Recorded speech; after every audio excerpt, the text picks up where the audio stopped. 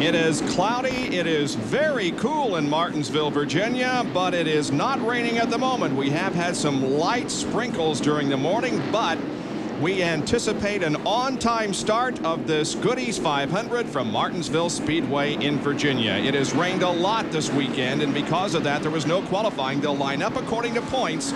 And so here is the starting lineup for today's race.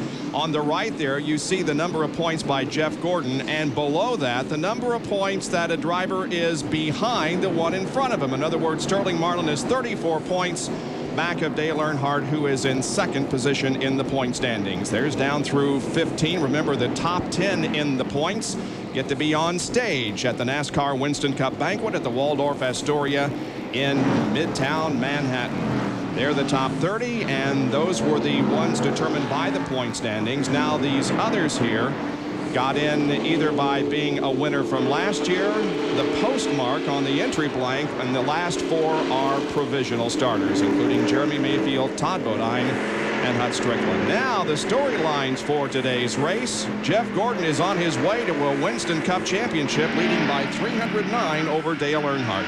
And Rusty Wallace is on the move in the point standings. And there's a good battle, as you pointed out, Bob, looking at the starting lineup for getting into the top 10 in points. Matter of fact, 5 drivers separated by less than 100 points. And rookie points, Ricky Craven and Robert Presley still waging a great battle to be the Rookie of the Year in 1995 Winston Cup competition. There are new pit rules today. Only 2 lug wrenches, air wrenches, can be used instead of the usual 3 during the pit stops. And there's a lot of other news for the weekend. And the pit rules, that probably will slow down the pit stop about 2 or 3 seconds by taking that one air wrench, that third air wrench, away from the teams. We'll tell you about the other driver and mechanic changes as we go through the afternoon. Right now, however, in a little more than a lap, we'll be able to go racing for 500 laps on this half-mile oval at Martinsville. Today's field consists of 21 Fords, 11 Chevys, and 4 Pontiacs. Total of 36 in the lineup. And the light is off atop the Pontiac safety car.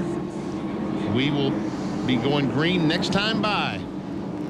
Here are those that failed to make the field, and a couple of these, including the 31 and the 71 cars, would have been eligible because of point standings. However, they were out of provisionals. So they are the 6 drivers who were not able to get into the race because of the rain that we had that washed out the qualifying. So there were a lot of drivers that wanted to qualify because there were some cars that were running awfully fast that we might normally see up front. Joe Nemechek in particular was one of the fastest cars on the track. He's starting far back in the field, and Bobby Hamilton, everybody thought, had a good shot at winning the pole too. So we'll see who's going to be the fastest here as they get ready to go, Bob. Crowd on its feet, the green flag waves, and the Goodies 500 from Martinsville is underway.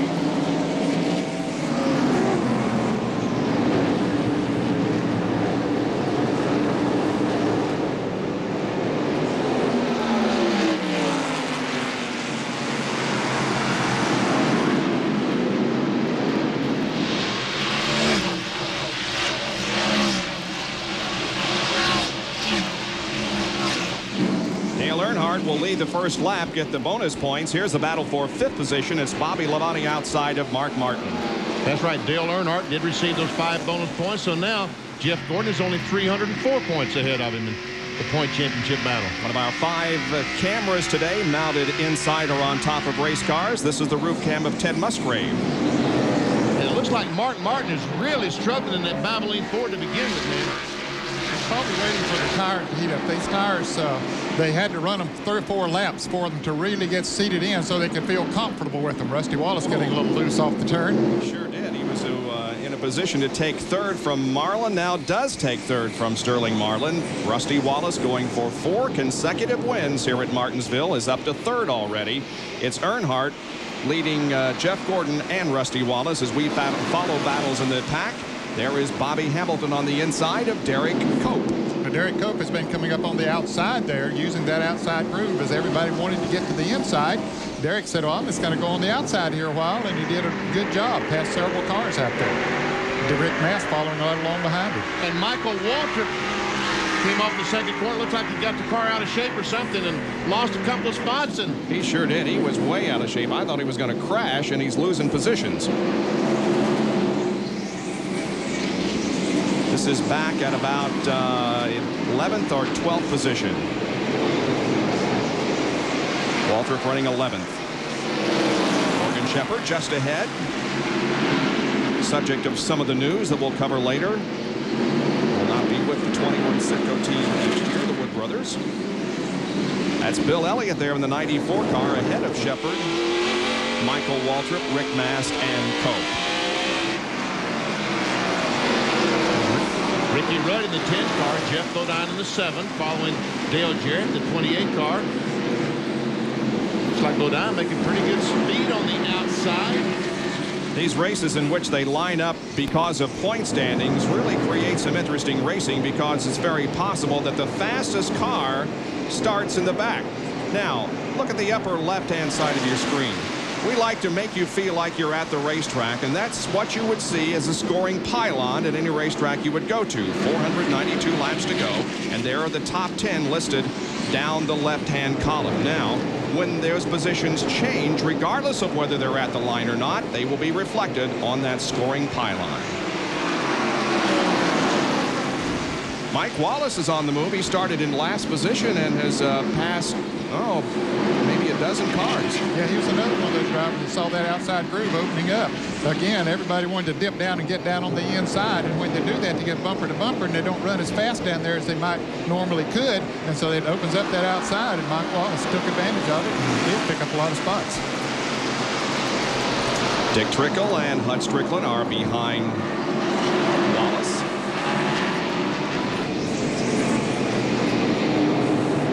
Of course, Hud Strickland named this week to drive the Stavola Brothers car for the next 3 years. Battle for second develops as Rusty Wallace goes to the inside of Jeff Gordon at the line, and in fact Rusty does take over second position. Jeff Gordon's car doesn't appear to be working as well as he would like for it to, because Dale Earnhardt has built up a substantial lead here, and now Gordon loses second to Rusty. Yeah, Earnhardt has just driven away. Rusty Wallace saw that. You can see how far he is out front there. There it is. About a half a straightaway. So Rusty in second, Gordon in third, Sterling Marlin is fourth, and Bobby Labonte fifth. We have completed 12 laps out of 500 on an overcast day here in Martinsville. Ooh, awfully close there. Marlin going inside of Jeff. If Jeff averages a 10th place finish in the remaining 6 races, he will win the NASCAR Winston Cup. Jerry, what's Jeff's problem? The car obviously getting very, very loose. Ray Evernham watching as we are, not only here on the front stretch, but by virtue of the monitor. You see the Sterling Marlin car now make a move. Now, Gordon trying to use the upper groove to keep the car's RPMs up and not bind the car up and take a chance on spinning it out. But the car obviously very loose entering the corner. And Marlin was loose coming off the corner that time as he tried to pass Jeff. He did not. Jeff maintains third position with Marlin fourth and Bobby Labonte running in fifth place in the early stages of the 500-lap Goody's 500. ESPN Speed World coverage of the Goody's 500 being brought to you by AC Delco Automotive Parts. AC Delco, it's like buying time. By Ford and your Ford dealer. Have you driven a Ford lately? And by NASCAR 94 Year in Review. To order, call 800-71-NASCAR. Well, as you can see on the windshield of our camera, it's beginning to precipitate at Martinsville. There was an 80% chance last night, 50% chance the Weather Bureau said today, but a little bit falling right now as Michael Waltrip and Rick Mast both go to the inside of Morgan Shepherd in a car in trouble off of turn 2. Jimmy Spencer, did he spin that or just? I think he just got up close to the wall. Anyway, he has come into the pits on the backstretch. And they're changing the right side tires. Like to watch Morgan Shepherd's brakes. This is the right front brake system on the Citgo Ford. And watch the rotors, it just turns cherry red and stays that way all the way around the racetrack. So when I say the brakes are important, you can see just how important they are. Boy, that one spark there is really dramatic. Yep. And Morgan is going back in the field right now. He got up on the outside when Michael Waltrip got past him, and he's lost 6 other positions. Can't get back in. There you see him on the outside. Kenny Schrader moved moves to his inside now. Behind him is Jeff Bodine, I should say. As a matter of fact, some of the fellows this morning that put the cameras in these cars were telling me they had to run a hose to the camera to cool the camera. They were afraid that all that heat off the brake would melt their camera. And then we see Morgan Shepherd with Jeff Bodine on the inside. And you're right, Morgan just cannot get to the inside, and the line is going by. And there's some moisture on our camera down in turn 1. Here's a battle for 6th position as Terry Labonte tries to work inside of Ted Musgrave. This is Caldwell car, Mark Mart's car. Quite a bit of rainfall, it looks like. In fact, the spectators here in the grandstand below us are beginning to reach now for their rain gear, including umbrellas and rain slickers. And Bob, at this moment, it hasn't started raining hard enough that NASCAR, they feel that the cars, the wind off of them, the heat off of them is keeping the track dry enough now that they can continue to race. If it gets a little harder, of course, if these cars start slipping around, of course, they will put the race under caution. But so far, they've been able to keep the track surface dry. And I think Earnhardt was reporting to his crew that he would like to see the caution because it's getting a little slippery out there. Dale is within just a few seconds, really, of coming up on the rear of the field and starting to lap some of the slower cars. And the first one that he would lap would be Ward Burton in the 22 car. That's the one running at the end of the field. Jimmy Spencer is still made a pit stop on the backstretch.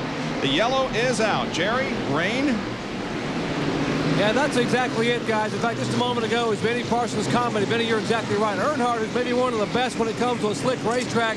Finally said, hey, it's really starting to get slick out here. The cars really starting to slip going in the turn and coming off. And when they were approaching that lap traffic in the back of the field, with the car not handling like it was and the rain getting a little worse, he went ahead and radioed and told Childress, hey, we need to go ahead and tell the NASCAR officials that it's time for the yellow flag. And that's what they did. They waved it just a moment ago. Well, this is amazing. It stopped raining here last night and didn't rain a drop of significance until the race started. 10 laps into the race. And we can see the crews immediately putting the tarps down on the pit stalls, trying to keep it as dry as possible. So the field now at reduced speed here at Martinsville because of rain falling from the Virginia skies. We'll be back with more from Martinsville in just a moment. Pit stops underway here at Martinsville. 11-time winner at this track, Darrell Waltrip, in for 2 right side tires and a round of wedge out. Kyle Petty, Joe Nemechek, and Ward Burton, along with Hud Strickland, all making early stops. Strickland did not beat the field coming around. He'll lose a lap here as we make lap 34 at Martinsville. Back upstairs. Rain still continuing here, albeit very lightly. The caution still out, and Morgan Shepherd has been in a couple of times to try to get his problems solved. And if he hurries, he can beat the pace car, but he's going to have to charge. He really is. He's got the go sign as he gets down at the end of pit road. He did come in the last lap and change right side tires. Came back in this time and changed left side tires. And those cars that are back near the end of the field with the new pit rules now, pit stop rules, it's tough for them to make a 4-tire change or even on a caution and beat the caution car. Well, we talked about the new pit rules that are into effect as a result of an incident at Dover. It involves 2 air wrenches instead of 3. Who better to explain than BP? Let's focus on the right rear tire changer. Watches as he completes his job. He stands up and runs around to help the left front tire changer, leaving his impact gun and hose laying on pit road. When Jeff Bodine, the pit stop is complete and Jeff Bodine leaves, you see the hose and impact wrench laying on pit road. If a car had been pitting behind them, had driven across that, it could create a problem. Jeremy Mayfield, once again, the right rear tire changer, completes his job. He runs around to help the left rear, and again, leaves the hose and impact wrench laying on pit road. We see there isn't a car behind them, but there could be a car behind them to run over that hose and impact wrench and fling it into the pits. So NASCAR decided to clean up pit road. Let's examine the 2 pit stops. This is from Dover last week on Terry Labonte's car. Watch as the guy's taking the lug nuts off the left side tires. The right side is down.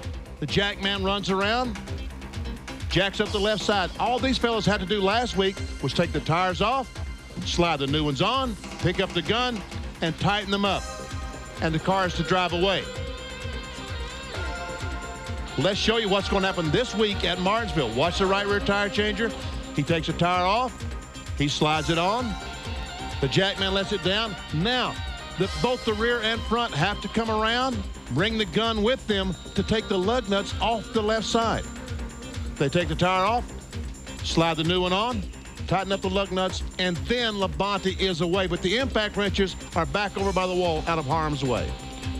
The Mark Martin Jack Roush group just might have an advantage because they're used to doing this in Busch Grand Ice Race for several years. They've used the 2-impact rule. So with more experience, theoretically, the better you should be. And we'll see, even with experience, these guys still do it in just over 22 seconds, about 5 seconds more than we're accustomed to seeing in Winston Cup competition. As Ned indicated, those 16-second pit stops are no longer. It's going to take them much longer than that to get the 4 tires changed using just 2 air wrenches. And there we see those fellows. What they're doing right now is they're examining their pit stop. They've taped the pit stop. They're replaying it now to see exactly what happened and how they were going. Jerry Punch?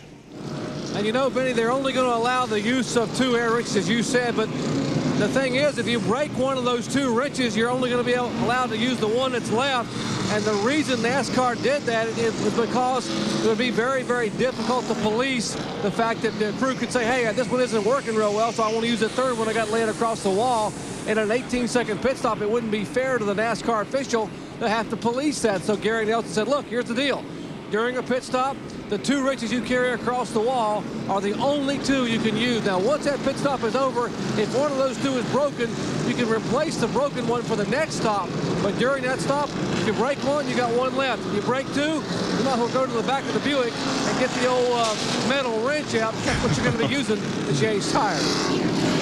Everybody has a tarp down to keep the surface dry in the pit area, but the Childress crew keeps everything dry, don't they? And I have never seen such a huge tarp. I mean, this must be from the circus or something. Where did Childress get such a deal? That looks more like a tent, Jerry. Hey, guys, I just asked Childress about this tarp. He said, you know, this thing is big enough, we might can stretch it out and just cover the racetrack and wouldn't have to worry about the rain and all. We could just put up enough tent poles, we could just cover this whole racetrack. Speaking of the rain, let's check in with our own weatherman here, John Kernan. John? Jerry, in an effort to get the most up-to-date radar picture, we're ordering one up right now via telephone, but I can tell you about the one that was taken about 15 minutes ago. Just a small, insignificant little shower here in this area. Otherwise, the radar picture looks really, really good. Hey, John. Yeah. There's nothing insignificant about the racetrack getting wet now. Right? Yeah, I guess so. But, you know, Benny, we kind of use that in a relative term. Like most of my relatives are insignificant. You know, that type of deal. Sorry, Mom. It did rain enough to create some dark areas on the racetrack. The groove is still light gray, but there are other areas of the track down to the inside in the straightaways and the outside in the turns that did darken because of the shower that is still going on to a slight degree. They do have the jet dryer out, and that will significantly change the racetrack. Okay, here's the radar. John, what's going on now? Okay, you can see the green here. This is the Martinsville Speedway right there, that little speck that is now up here. Oh, boy, we're having fun here today, aren't we? Now I know how Willard Scott and all those other guys feel whenever the little clicker doesn't go. But I tell you what, it looks pretty good. I think it looks good, don't you? Yep. Looks pretty good to me as it comes right back up. Just a little rain in the area, so I think we are going to be fine for this afternoon. What's it moving to the northeast, John? Yeah, it's moving away from us in that direction, Bob, and probably another 4 or 5 minutes of this light type of precipitation. We will hold you to that, Mr. Meteorologist. Okay. In the meantime, we will take a break and come back with more live coverage of the Goody's 500.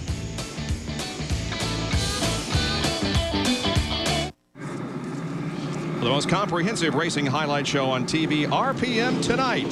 The show will include highlights tonight from the Formula One race held in Portugal, our race here at Martinsville, plus features and interviews. That's tonight at 8 o'clock on ESPN2, RPM Tonight.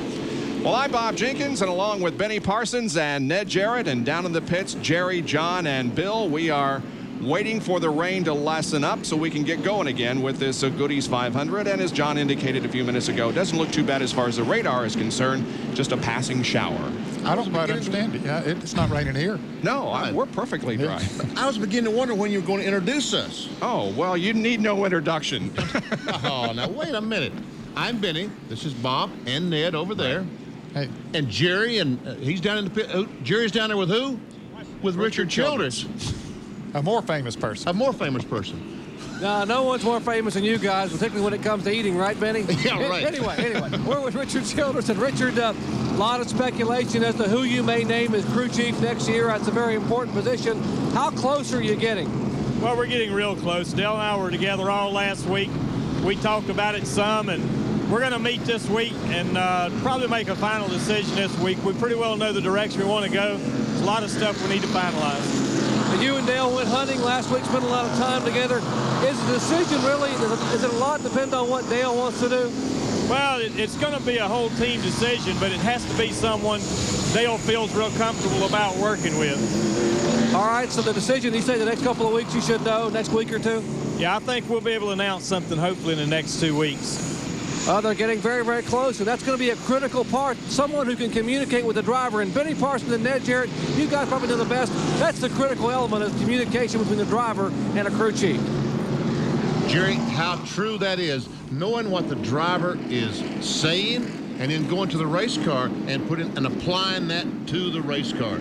And, you know, I would think that Childress and Earnhardt might take someone from inside the organization there. Well, I'm sure they've been looking very hard. They have a very strong team there, have a lot of depth in that team, and it would not surprise me to see them take someone within the organization. By the way, last Thursday was Richard Childress' 50th birthday. Happy birthday, Richard. Now let's check some of the other news that has popped up here during the weekend. Morgan Shepherd is out of the 21 car at the end of this year. Hut Strickland has signed a 3-year deal with the Stavola brothers. And he was very, very happy about that. I saw him down the golf tournament on Thursday. He had just signed that on Wednesday night. Michael Waltrip has left, will be leaving the Pennzoil ride at the end of this season. That was a mutual decision by he and the owner, Chuck Ryder, and some speculation has been that Johnny Benson might go in that car. There's been no confirmation on that yet.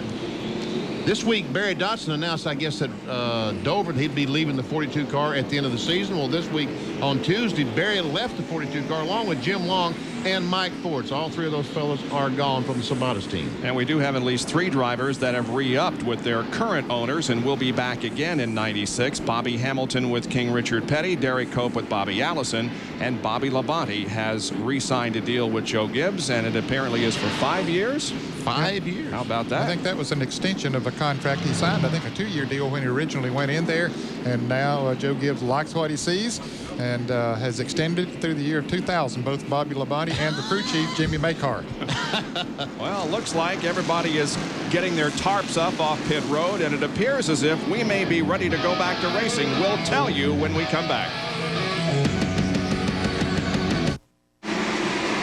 The green is out here at Martinsville. We're back to racing after a brief interruption because of rain. Dale Earnhardt continues to be the leader of the race. Rusty Wallace running second, then Sterling Marlin, Jeff Gordon, and Bobby Labonte. Several cars have lost laps. Hut Strickland is down a lap, so is Mike Wallace, Todd Bodine, Lake Speed, Terry Labonte, and the 23 car is 3 laps down. Our scoreboard is showing the 28 car of Dale Jarrett a lap down, but he is not. Yeah, Terry Labonte is not lap down either. Terry is up in the 6th position. Okay. And Todd Bodine comes back into the pits. He was a lap down, and he lost a lap during the caution, Todd Bodine did, and now he's back into the pits in the Factory Stores of America Ford number 75. And we can see they're pulling the fender off the right front tire, so he evidently has made contact with another car, and that's the reason he's in the pits. Bodine back out onto the racetrack. He'll be using the acceleration lane that is built at both ends of the racetrack, allowing the cars to get up to speed but not actually going on to the racetrack. And that is brand new here at the Martinsville Speedway. First time it's been used. Now Rusty Wallace begins to close in on Dale Earnhardt. Dale had about a half a straightaway advantage before we went caution, but now Wallace is within 2-3 car lengths. And just like Ned Jarrett talked about just a few seconds ago, the 2-car, Rusty Wallace, folks, has won 3 races in a row here at the Martinsville Speedway. Marlin and Jeff Gordon running together. Here's Cope and Kenny Schrader doing battle. Jeff Schrader has a good car here. He has passed several cars, including Dale Jarrett and Ricky Rudd. Passed Rudd on the outside. He passed Jeff Bodine on the outside. And so that Budweiser Chevrolet is on the move. Derek nose went just a little bit high, and Schrader stuck his nose up under there. Now he makes the pass. Now Dale Jarrett tries to go by. That on the inside. That's for the 14th position. And our scoring has corrected itself as you watch the leaders in the upper right. Dale Jarrett is running in 15th position. Terry Labonte is 16th, and Ricky Rudd is 6th. Right? No, it's Terry Labonte. Oh, is Labonte, 6th, and, okay. Yeah, you got Rudd and Labonte mixed up. Turned around, okay. Yeah, okay. You're watching the battle down on the bottom of your screen. Up front, up at the top on the right, you see first and second, and the top 10 there on the left, in the upper left. I like that, and I hope the fans do too. That's a graphic that they can keep up with those top 10, and it'll change as they switch positions on the racetrack. Look at Rusty. Starting to take a look on the inside. Right now, it's clear that Rusty Wallace is a little faster than Earnhardt, but passing is going to, well, I thought it was going to be a struggle, but it's not. Here's Rusty trying to get to the inside of Earnhardt as they go to 1, and he will do so. He grabs the lead from Dale Earnhardt. Wallace becomes our second leader of the afternoon. There's Hutch Strickland right behind him. He has 4 new tires on. He's one of the, here's Mike Wallace. He also is one of those drivers that lost a lap on the caution flag during the pit stop, so they have new tires, and they're trying to get back up there and get back in the lead lap.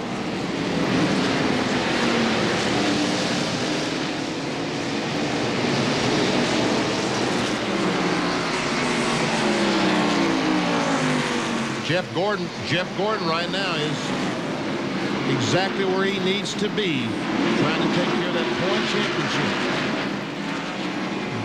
As I said earlier, all he has to do is average a 10th place finish for the next 6 races, and he will win the championship regardless of what Dale Earnhardt and the others do. And Dale should win every race through the end of the season, and average a 10th. Gordon would still win the championship. Rusty maintaining a car length advantage or so over Earnhardt. Hutch Strickland is there behind Dale, but he is a lap down, 32nd position.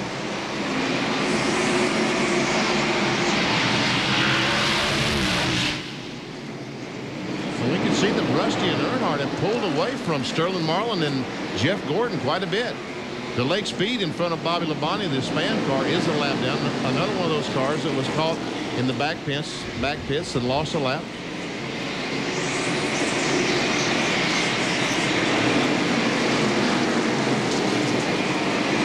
Now here comes a Napa field summary for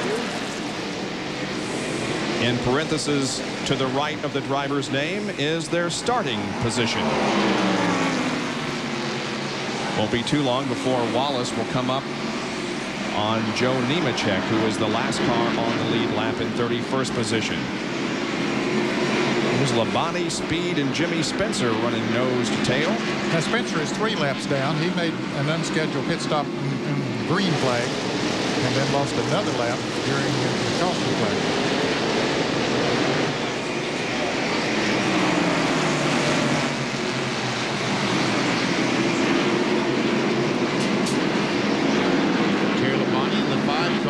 Kellogg's car, racing along with Ted Musgrave, the Family Channel car.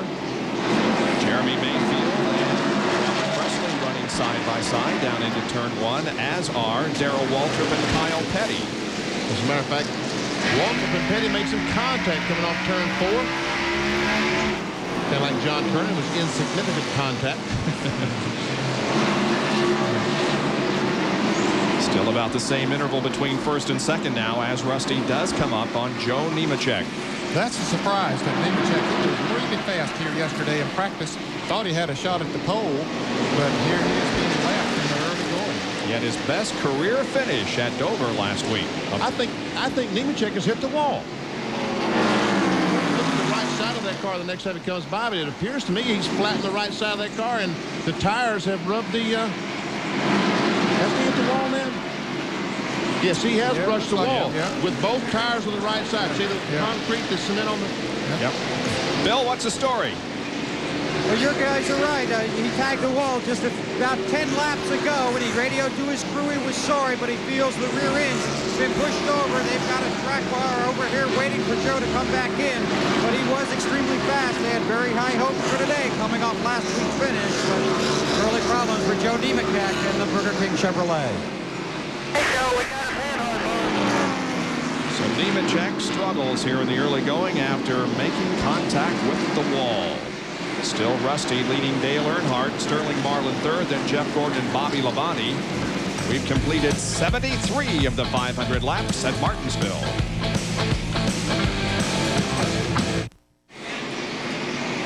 ESPN Speed World today at Martinsville Speedway in Virginia for the Goody's 500 NASCAR Winston Cup race, which is 79 laps old. The leader is Rusty Wallace. Second position is Dale Earnhardt, as now Wallace begins to lap some of the slower traffic. Here's one car that he has lapped. Jeremy Mayfield was running in 25th position, but ran into a bit of a problem over in turn number 2 a few laps ago, and this was the result.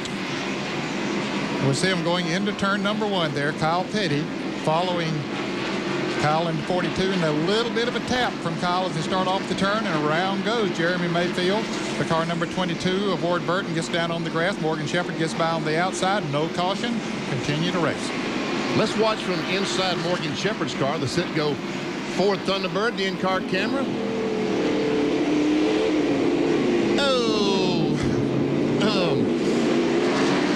So he had contact with Ward Burton, and there's a damage on the 98 car.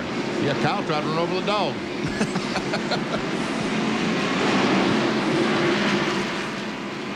So it's put Jeremy back in 29th position, 1 lap down. That is a battle there for position between Mayfield and Brett Bodine for 29th. There's your third place car, the 4 car, Sterling Marlin, the Kodak Film Chevrolet, the DuPont Chevy. Jeff Gordon is in 4th place right now. Well, things could be working just better for Jeff Gordon.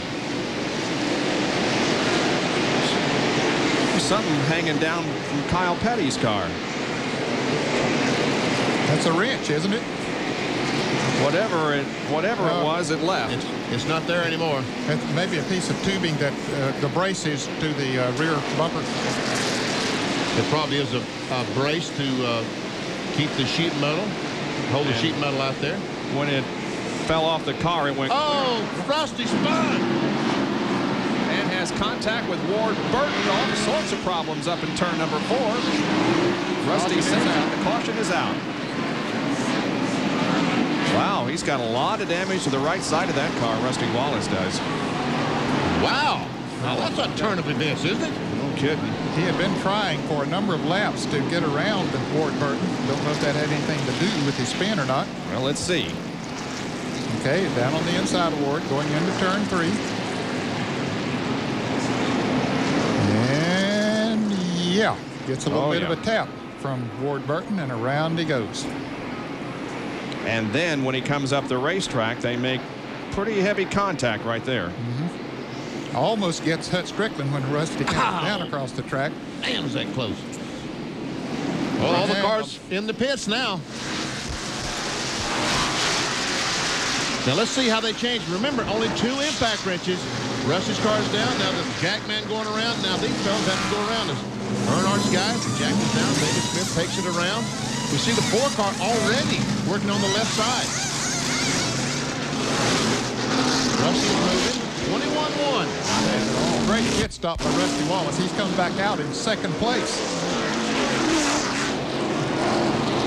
Wow, so no real harm as far as position for Rusty Wallace during that little incident with Ward Burton, but is the car damaged? Yes, he got to come back in. Yeah, that's right.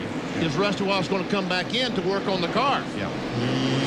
Yes, he is, because the quarter pound is rubbing the tire. He's got to come back in. Yeah, he chose not to that time, but yeah, it is definitely rubbing on the right rear. Probably going to catch up to the field before he comes in to have more time. There's the replay again as Ward Burton gets into the back of Rusty coming off of turn 4. And yeah, there's where the damage was done to his car when they hit the second time. Rusty Wallace has already 2 short track wins this year here at Martinsville and at Richmond. 11 short track wins in the last 25. Jerry Punch. Just to show you how everything is relative, you saw how quick Rusty's pit crew was working a moment ago with the new rules. Their pit stop was 20 seconds even here in the pits, and they were one of the first cars out. Now Rusty gets back in the pits, and Todd Parrott and company are going to take the trusty old baseball bat to the right rear fender. They put the bat against the tire and roll the car forward, and as the bat rolls, it actually drives the fender away from the tire. And rolling, makes the tire nice and clear. And now they stop him momentarily and tell him to go. And the green flag is going to be waved when the cars come off the corner. Isn't it? No, I'm sorry. I thought the light was out on top of the pace car. It is, but they're still not going green until, well, not even an indication that they'll be going green next time. That is unusual that the light would be out. So no caution on the pace car, but we do remain under caution because of Rusty Wallace's spin in turn 4.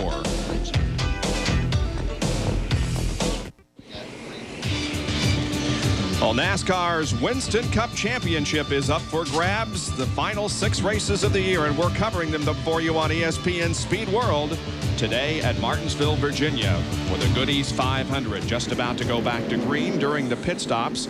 The 43 car of Bobby Hamilton ran into a tire on pit road and did some damage to the front end. There's King Richard Petty as he looks on to his driver, who had an impressive second place finish at Dover, and Rusty Wallace has been in and out several times, and he comes very close each time to losing a lap, but hasn't yet. And what they're having to do is take the right rear tire off. They come in to work on the damage to the right rear quarter panel, as we see the front end damage on the STP Pontiac with Bobby Hamilton where he hit that tire on pit road. But Rusty Wallace's crew only has a few seconds to work on that car. They take that right rear tire off, knock as much of that sheet metal away as they possibly can, and then come back in the next time and do that same thing all over again. But this time he isn't coming back in, so apparently they feel that they got it fixed. And he and Ward Burton apparently are talking to each other on the racetrack. I'm not sure how friendly that conversation was.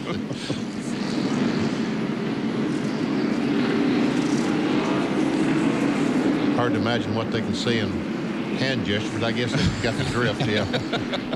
Actually, you can say quite a lot. Okay, now we're getting the indication that there will be one more lap to go and then the green flag. Looks like the 29 car of Steve Grissom may be leading. Did he not make a pit stop? Bill, what's the deal?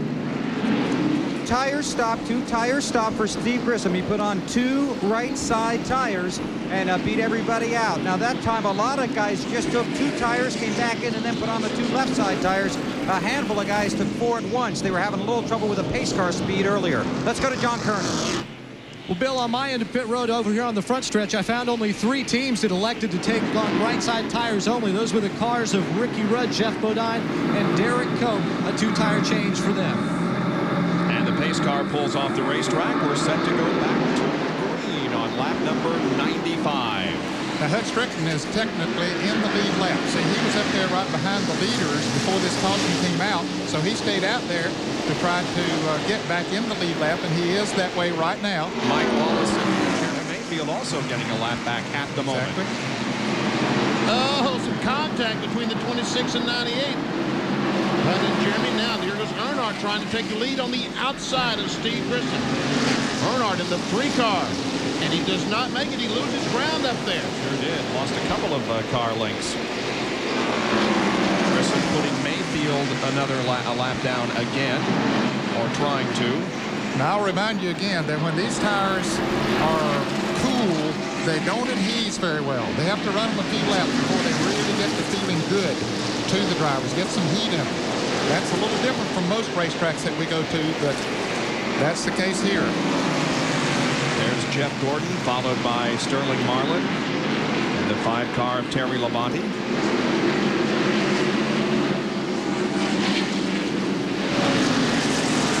forward, go to the outside of Jeremy Mayfield, and Jeremy very, very loose, and Gordon about to lose second place, or third place, I guess that is. Sterling Marlin right behind him.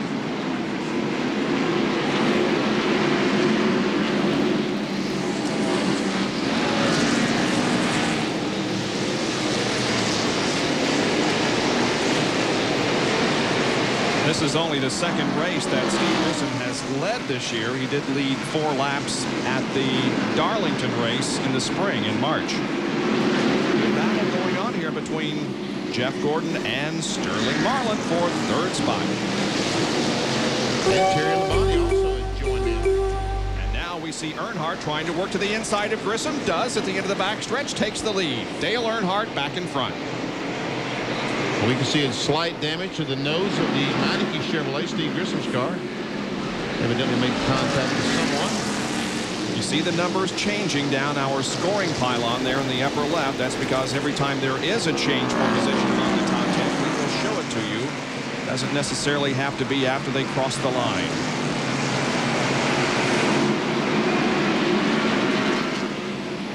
.101 laps have been completed. We got 399 to go.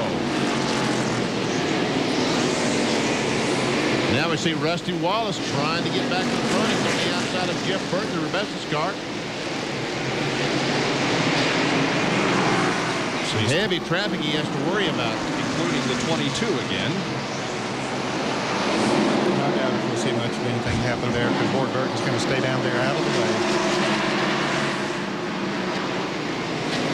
Apparently there's been no communication between Rusty Wallace and his crew regarding how the car is handling. But it doesn't appear to be doing too badly after that spin up in turn 4. And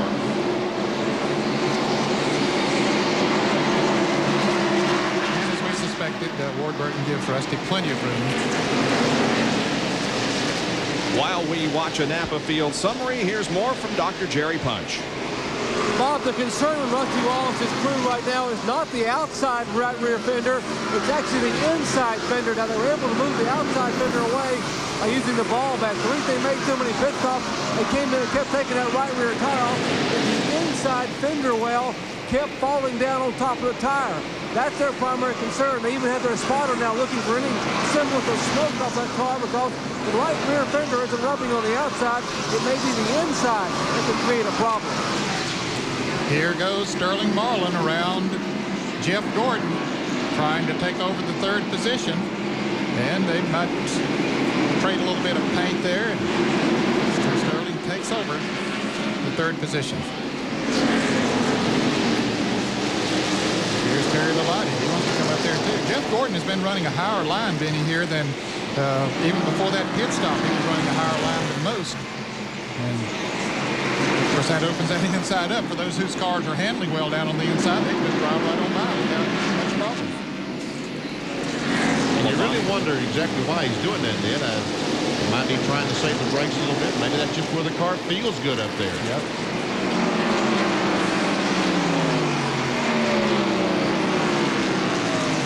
Mark Martin and Dick Trickle. Dick Trickle, the 15 of Guadalquivir car. Mark Martin, Valvoline Ford.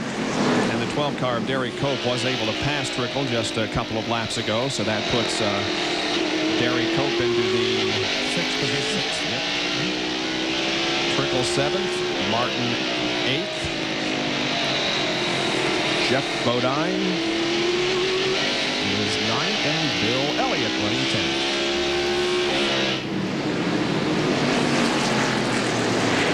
Dick Trickle started the race from 25th position. He's made a nice movement up to 7th. I think he made a lot of that move in that pit stop, Bob.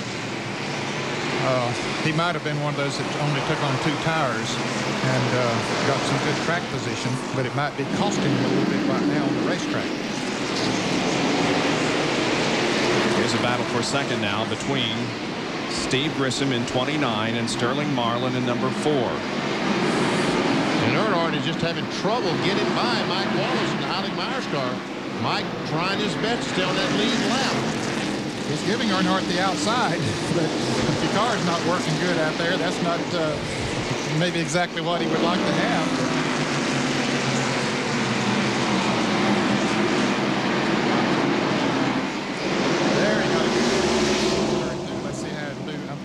Let's see how he'll do down here in 1 and 2. Still trying to make the pass on the outside. Not having an easy time of it.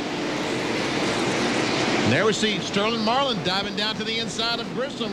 That's the battle for second place. Oh, Wallace got loose and Earnhardt got by. There we go. And Steve Grissom still maintains second place, but here comes Sterling once again.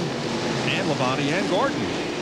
And they're coming up on those lap cars, and Earnhardt has any trouble getting around. Earnhardt will be gone while they try to get around those. Jeff trying to go to the outside of Terry.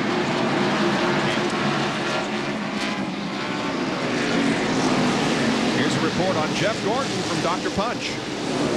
Hey guys, we reported earlier that Jeff Gordon's car number 24 was very, very loose. After that pit stop, Ray Evernham and crew put 1 round of bite in the car to try to tighten it up. It helped him only minimally. Jeff is out that the car is still quite loose, and that's why he's running the upper groove, so he doesn't bind the car up and take a chance on spinning it out.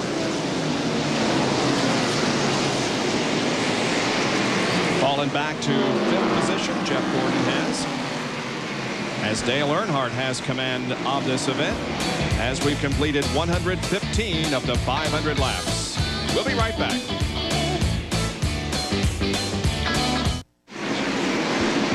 Following our live coverage of Goody's 500, stay tuned for Shop Talk featuring Jeff Gordon. Not only an opportunity to buy some of his merchandise, but a very interesting conversation with the young man who might become the champion of NASCAR Winston Cup in 1995. Shop Talk, that's the one that was supposed to air after Darlington that did not because it ran long. So join us after this race for that one. There is the pace setter at the moment, Dale Earnhardt. And what a huge lead he has. Look, 4.5 seconds over Sterling Marlin. And there were Labonte and Gordon, but Earnhardt more than a straightaway ahead of these cars, isn't he, Dan? Yeah, and Sterling has not been able to get by all of those lap cars that we saw Earnhardt having trouble. In fact, the 90 car right there is one that Earnhardt had a lot of trouble getting around, and now Sterling just now moving up on him, trying to get around. And it looks like he'll be able to, well, I think so. Yeah, he's made that pretty good. And so they've still got Jeremy Mayfield is still way up in front of them. Now, Derek Cope, the main and tail straight arrow car, is in 5th place. I tell you, that's interesting. He was one of those drivers that only took on 2 tires during that pit stop. He was struggling before then. A number of cars had passed him, and here he is with those 2 tires. Might have been just what his chassis needed on that straight arrow Ford, and he's just moving right along. Eric started 16th, moved up to 13th on lap 44, now is in the top 5. John Kernan. Well, Bob, Derek told me earlier today, he said, you know, well, the caution flag is coming out. Maybe as the 29 car Steve Grissom a problem, and maybe we get back to Derek Cope's story. I'm sure since they changed only right side tires the past time, they would probably come in this time and take on 4 tires. So we'll try and get the Derek Cope thing in a little bit later, guys. Meanwhile, the caution does come out because of Steve Grissom's problem in turns 1 and 2. Well, what in the world? I don't know what's wrong with that car. It's not an engine. Maybe it's a brake. Well, let's see. We'll replay what happened here. Acts like the brakes blew a seal on the brake or something. He goes down the corner, and he's on the brakes hard there in the car, and the wheel starts smoking. I believe he might have blown a seal in the caliper. He was shot right out of the pack and up almost to the wall. And it looks like it's the left front, Vinny, is the one that had the problem. Dale Earnhardt is in, as is everybody else on the lead lap. Jerry? Very busy part of the pit road. Earnhardt and Gordon and all the cars in the lead lap, you say, hit for service. Now, once again, only 2 air wrenches, and you cannot throw the air wrench. Let's go to John Curtis in there in Cope pit. Right side's already on, left side's going on as Rick Massey leads after a 2-tire change. It's a 4-tire change for Derek Cope. He's blocked in by Kenny Schrader, and now Cope is away. Let's go back to the back pits and Bill Weber.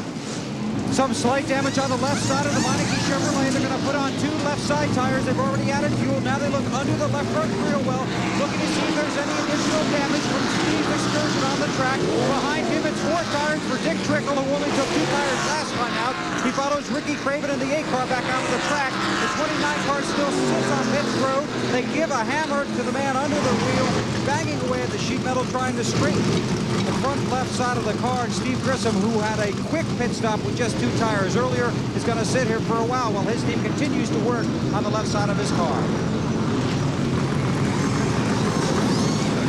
Ricky Rudd is in, John.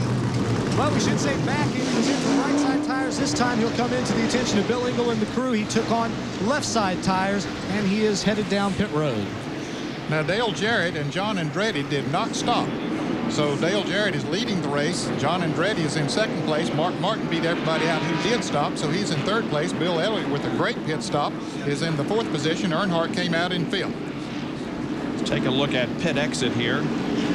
The 24, I think, only changed right sides, but he can't get out. He's blocked in by Earnhardt, and when he did pull out, he almost ran into his teammate, Terry Labonte. Boy, he really did. Very close. Jerry? And when it calls the 24 only changed right side tires, he lost an advantage because he couldn't get out behind the earth. He had to pull forward, back up, pull forward, back up. And by the time he finally got around Earnhardt, Earnhardt was leaving, and he almost got tagged by his teammate. But because he couldn't get out of his pit box, it cost him an extra 4.5 to 5 seconds, and he only got right side tires. Here's another look at it. There's Earnhardt stopped just ahead of Jeff, who can't get out. There, once again, he can't get out. He has to wait till Earnhardt leaves, and then when he does pull out, as you mentioned, Benny, he almost pulled out in front of his teammate, Terry Labonte. But fortunately, they were heads up. And Rusty Wallace picked up about 6 or 7 spots in that pit stop. Rusty Wallace started back about 25th, 26th on the last restart. He right now is running in 9th place. And Bill Weber has an update on Joe Nemechek. Well, Joe Nemechek is behind the wall. The team had the Burger King Monte Carlo up on jacks, changing the rear track bar and trying to straighten the rear wheel assembly. He significantly flattened the right side of that car. This team had tested here. They were really optimistic, as Ned and Benny had spoken about earlier. They thought they'd qualify in the top 5. That went out the window when we were rained out. And then an early problem for him here, getting into the wall, coming off of turn 2. Joe still sits behind the wall. A lengthy stop for his Burger King Monte Carlo off the strong finish last week at Dover, guys. 132 laps completed. The green is back out. Dale Jarrett is the leader of the race. John Andretti second, then Martin, Elliott, and Earnhardt, then Gordon, and a couple of cars fighting to get back laps. Jimmy Spencer has gotten back one of his at the moment. He still, however, is 2 laps down. 3 abreast here. Let's see what's going to happen. That can't work. Mark Martin knows that, and he backs off. Very smart on Mark Martin's part. And we see Mark Martin and Bill Elliott side by side. That's Elliott in the McDonald's Ford. I think Martin and Elliott only took on 2 tires, but as we saw on the other caution pit stops, they were able to, 2 tires seemed to work okay for some cars. And they're going by Elliott. There goes Earnhardt up on the outside. And Mark pulls up on the outside of Andretti, who did not stop, as Ned pointed out just a moment ago. And those right sides, new right sides, seem to be a little bit better. Is that left front rubbing on Mark's car? I couldn't see it. Andretti is, once again, not getting fresh tires. Seems not to be working that well for Andretti. And we see some damage to the left front of his car. And yeah, he's made some contact with someone, knocked the fender in on the tire. And there's a little, hi there, Mark. How you today?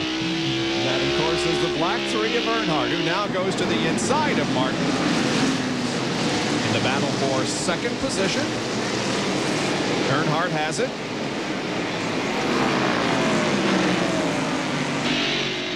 Now, Bill Elliott is one that maybe the 2 tire change is hurting him. He's going backwards.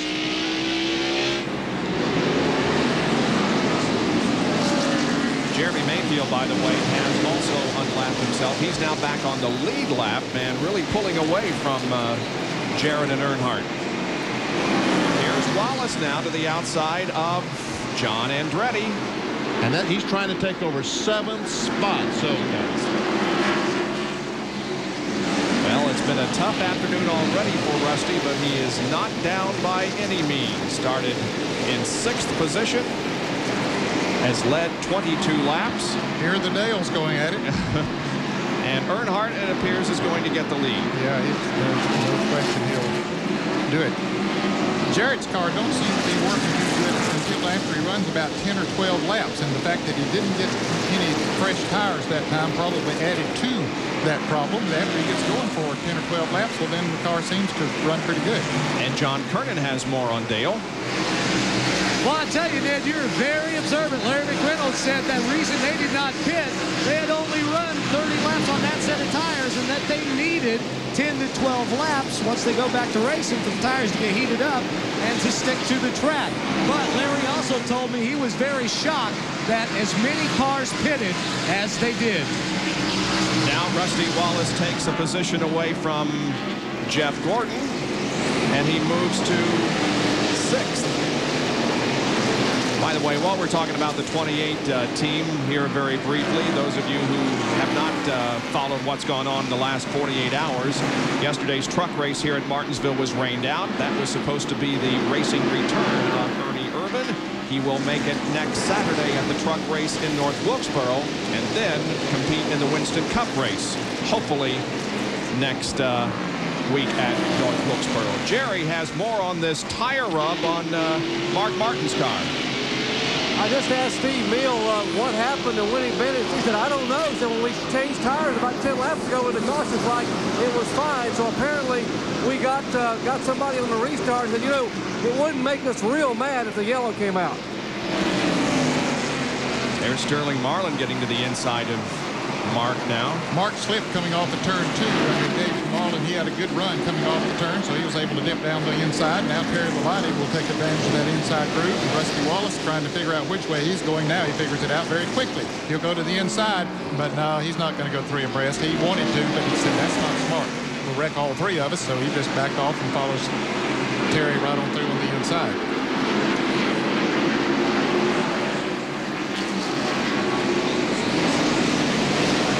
Right now, the leader, Earnhardt, he's behind Mike Wallace once again in the Heilig Myers car.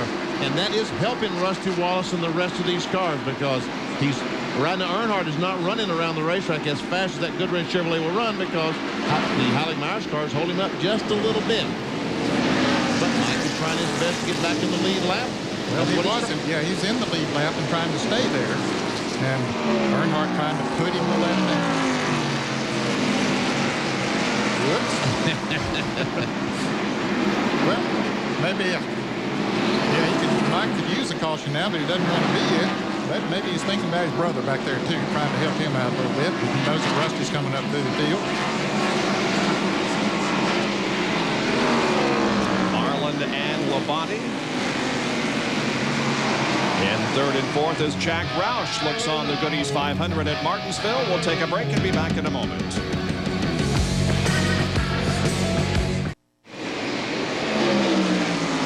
Back at Martinsville Speedway in Virginia, Dale Earnhardt still trying to put Mike Wallace a lap down, and while he has been trying, Sterling Marlin has closed in to make it a battle up front. And it's also helped Rusty Wallace. There we see Terry Labonte. He's the 3rd place car, but Rusty Wallace is the 4th place car. There he is. He was 3/4 of a lap down about 50 laps ago, and now he's, what's that, 5 car lengths? Ooh, and Sterling Marlin and Mike Wallace make contact coming off turn 4. So there's 2nd, 3rd, 4th, Marlin, Labonte, and Rusty. Dale Jarrett is back in 5th, and Jeff Gordon is 6th. I talked earlier about the 98 car of Jeremy Mayfield, who was able to get a lap back earlier, and look, he has really picked up quite a bit of racetrack, almost a full straightaway. Yeah, almost a 1/3 of a lap. And also Jimmy Spencer. There we see Spencer coming into the picture. He is pulled that far ahead of Earnhardt. Well, Jimmy is still 2 laps down, but nevertheless, he got back one of them. Mayfield is in 26th. He is the last car on the lead lap. Here's an Autolite Field summary for you, showing you where your driver is running right now, and of course his starting position in parentheses. Rick Mast started 18th up to 9th spot. Yep. This racetrack is the closest one to the home of Rick Mast up in Rock Bridge County, Virginia, around Lexington. This is the battle for 12th position that you're showing below the Autolite Field summary. John Andretti and Jeff Bodine. Jeff Bodine, the Exide car, has certainly had some success at this racetrack. trying to spin up in turn 3. We will have a caution. Elton Sawyer in the Hooters car. You see some damage to the left rear of the Hooters car. Elton was still in the lead lap, but he has now gone a lap down. And if the engine acts like it won't start, that could be bad news. He has to wait for the wrecker to come push him and get it started, as it looks like is going to happen. He's on the acceleration lane between turns 3 and 4. Here's a replay. Let's see what happened. There you see, there's Robert Presley. He's trying to dive on the inside of Presley, and Presley comes down the hill, and Robert spins, and the 26 car runs in the back of the 27 and loops him around, and the 22 goes field goal, 3 points. And Morgan Shepherd gets to drive through another wreck. Let's take a look from his roof cam.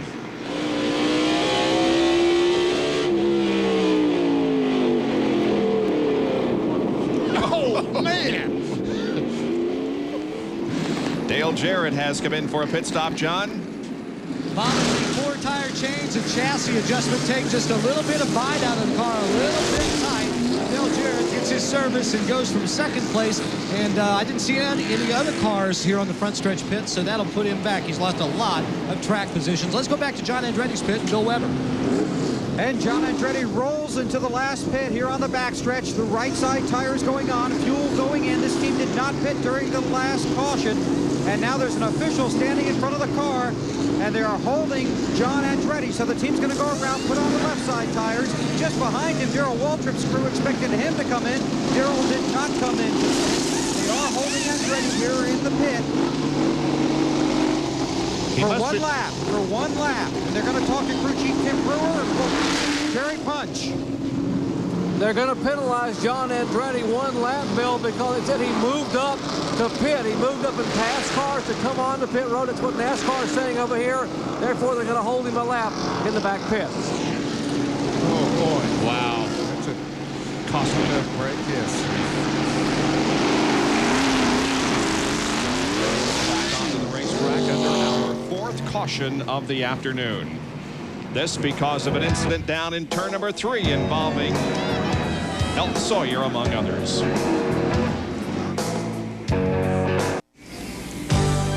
ESPN Speed World today in Martinsville Speedway, Virginia for the Goodies 500. Being brought to you by Smooth Busch Beer and Easy Drinking Busch Light. Busch, the official beer of NASCAR. By Firestone, America's tire since 1900. And by Valvoline, the #1 choice of America's top mechanics. Still under caution up in turn number 3. Still the car of Elton Sawyer rests on the acceleration lane. They haven't gotten the car off of there yet. And there was a bit of a fire that broke out in the left front of that car around the brake area. But it's out now, and we just wait now for the restart. And Bill Weber is with Tim Brewer. Tim, obviously they held you back here, apparently saying John passed cars coming into the pits. Well, they're saying we progressed our position on pit road. You know, when he fell down on pit road, he never passed the pace car. He stayed even with the pace car and come on around to our pits. But they said he progressed his position. I don't know how the hell they figure that, but you know, their math and mine doesn't coincide sometimes. There's Michael Kratovus right beside Tim, the owner of the car. And of course, that's John Andretti's car that we're talking about that was held a lap. Let's see if I can talk to Ward Burton in the 22 car. Ward, this is Benny Parsons up at ESPN. You got me? This roll, Benny. A little bit of contact with the 2 car a little bit earlier on. Did you hurt your car? No, I don't think so. Didn't knock a toe end out or anything. I didn't mean to do that to Rusty. I'm just running hard trying to stay in the lead lap. Looked like he got a little loose or something. Well, it looks like he's going to be okay because he's right now running in 4th spot. All right, well, I'm glad he recovered from it. Just racing hard trying to stay in the lead lap. All right, good luck. Ward now getting his position for the restart. He is a lap down in 30th spot.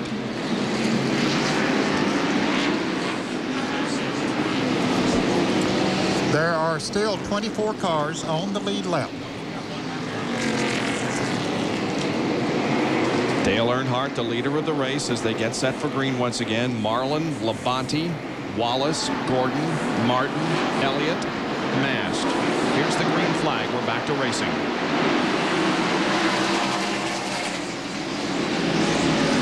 And Earnhardt dives to the inside, gets that position, and Sterling Marlin gets hung on the outside. There goes Andretti. John Andretti trying to get on the inside of Earnhardt. Can't do it. Remember, Earnhardt and Andretti has fresher tires than does Earnhardt. Mike Wallace a little loose there in three. And Andretti takes a look on the inside of Earnhardt. Can't quite make it. Boy, they have to tiptoe on these tires for a few laps, and then the tires are really good after that. But with this cool weather here at Martinsville, they just need to get some heat in them. John Andretti Sideways. Yeah. And saves it. And behind him, the 9 car is spun out. Lake Speed in the Spam car spun down in the corner.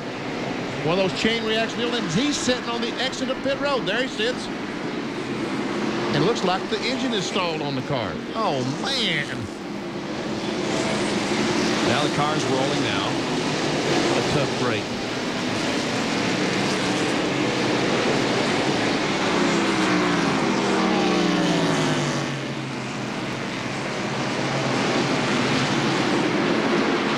Never see Andretti, who made the half spin over there, and Lake Speed, who made the spin as well. That's how much distance they lost to Dale Earnhardt. And also Lake Speed lost a lap plus that.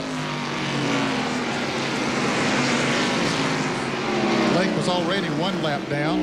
So let's see. As he goes in, things really gets jammed up in front of him, and he gets hit from the rear by Mark Martin. And around he goes. There's Sterling Marlin, the second place car. Tony Glover, the crew chief on the 4 car, the Kodak Film Chevrolet, told me this morning it's a different setup than they've ever run here before in their life. Said we'll either be real good or real bad.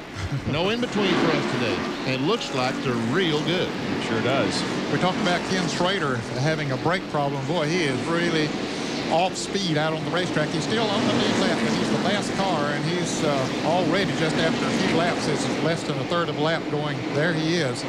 And you can see Earnhardt coming off of turn 4, coming into turn 1. So Schrader's Budweiser Chevrolet definitely not performing up to speed, and he told his pit crew that his brakes were not raceable. So he just has to ride around. Michael Waltrip and Jeff Bodine, and they're 12th and 13th. Bobby Hamilton in the 43 car is running in 14th position. And Ward Burton there in the 22 is a lap down in 29th.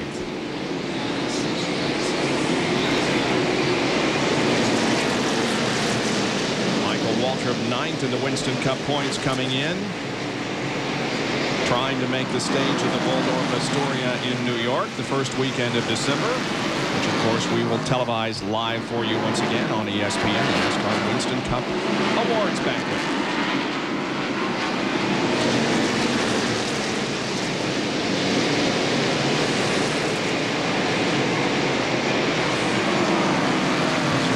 About 8th through 14th, all lined up there.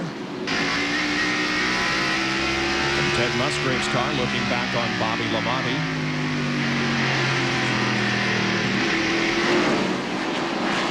I never see Kenny Schrader has been lap now and then. Yeah, his brake problems are just too much for him to race at full speed, so he just has to ride around. So now there are only 23 cars on the lead lap.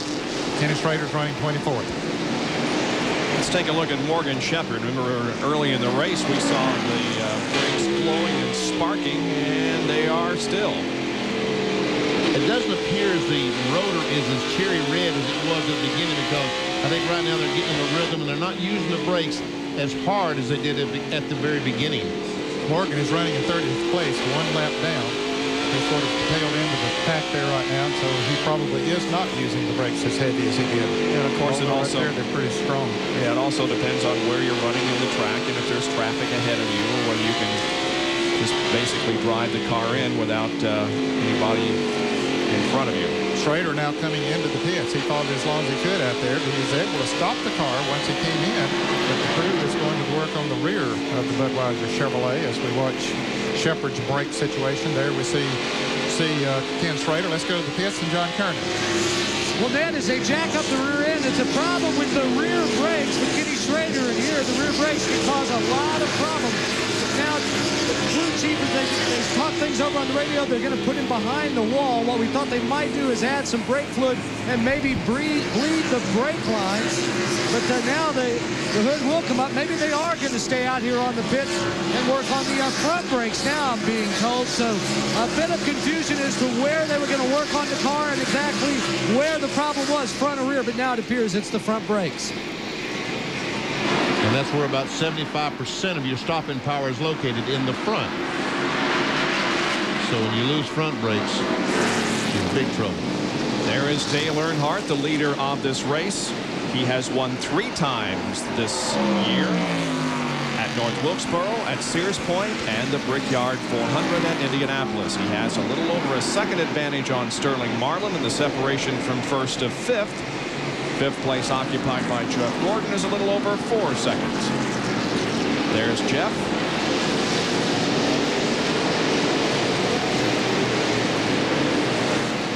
Gordon with an amazing $2,267,225 in winnings. How much? So far. How much?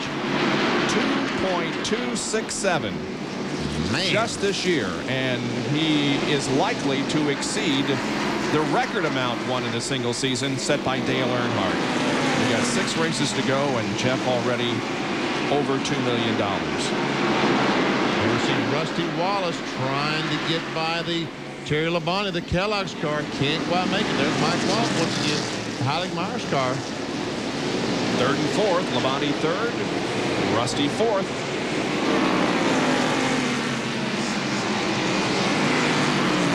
Closing in on the 200 lap mark. 187 are completed here at Martinsville. The lead continues to be held by Dale Earnhardt, and we'll be back in a moment.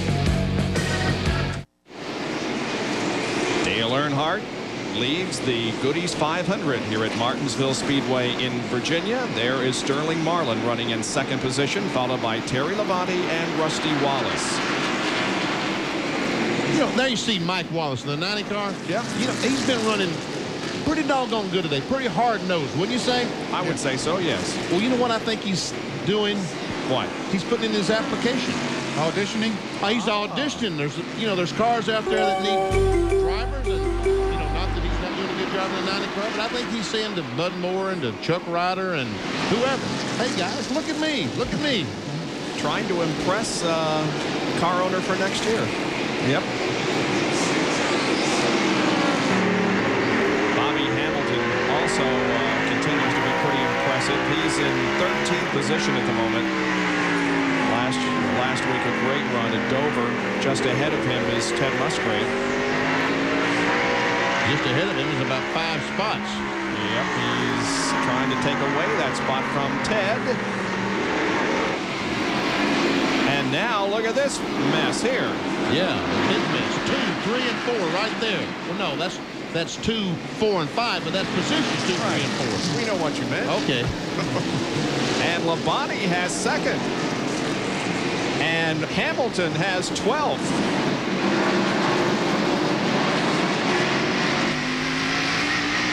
John Kernan has more on Bobby Hamilton. Bob, I was talking to his crew chief, Robbie Loomis, this morning. He said, you know, John, we spent 2 days here testing. About a week and a half ago, we brought 2 cars here. He said, this is the worst car out of the test. We're saving the other one because it's better.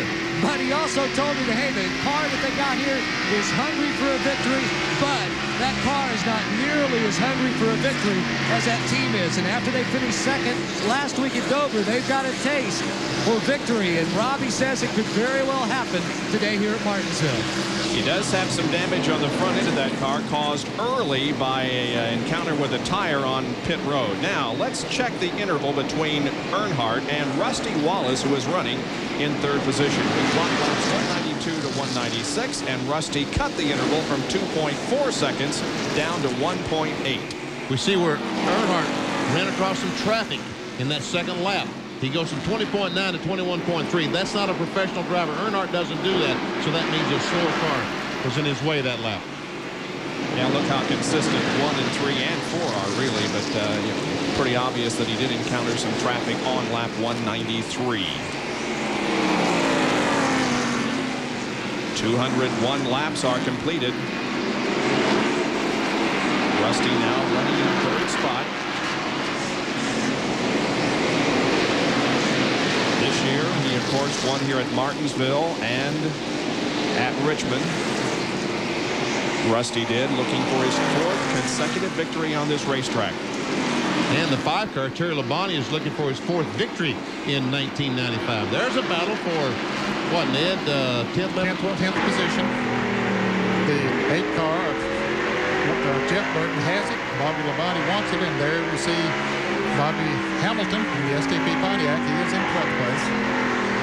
He's trying to get couldn't quite do it right there. Joe Nemechek has rejoined the race. All 36 cars that started are back in. Including Elton Sawyer, who had the spin up there and sat up there for a while, had a little fire in the car, but he's back out there running now as here goes Hamilton. He's got the inside groove.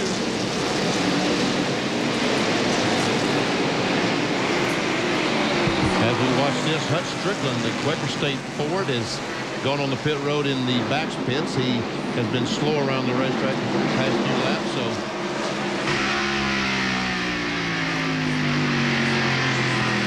Musgrave watching Hamilton and Labonte battle in front of him.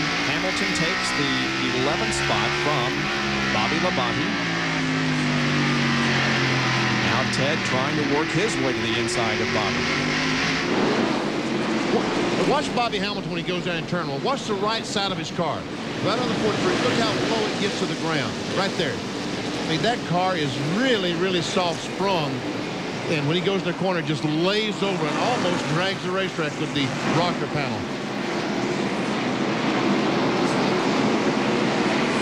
'16th, 17th, and 18th also in a pretty good battle here. Gary Cope, Dale Jarrett, Jeremy Mayfield, and Dale had worked and passed it. Dale Jarrett had worked and passed every one of those cars on the outside. Went in there, Ward slipped up in front of him, and there he lost him back. Lost everything. Now he's got to go back and do it. Now we're watching from Darrell Waltrip's car. He's 19th.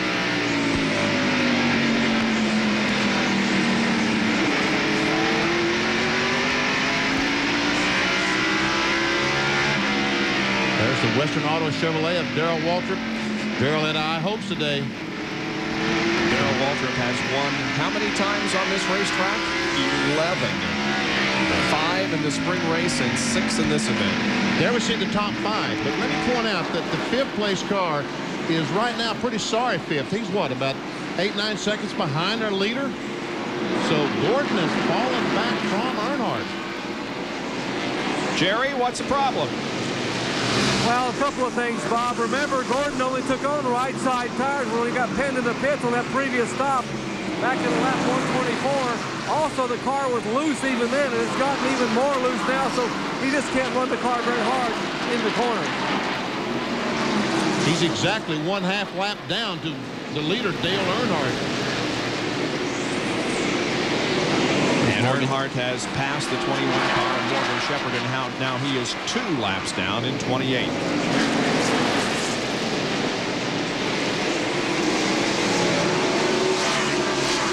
We'll see some of the Sitco pit crew members.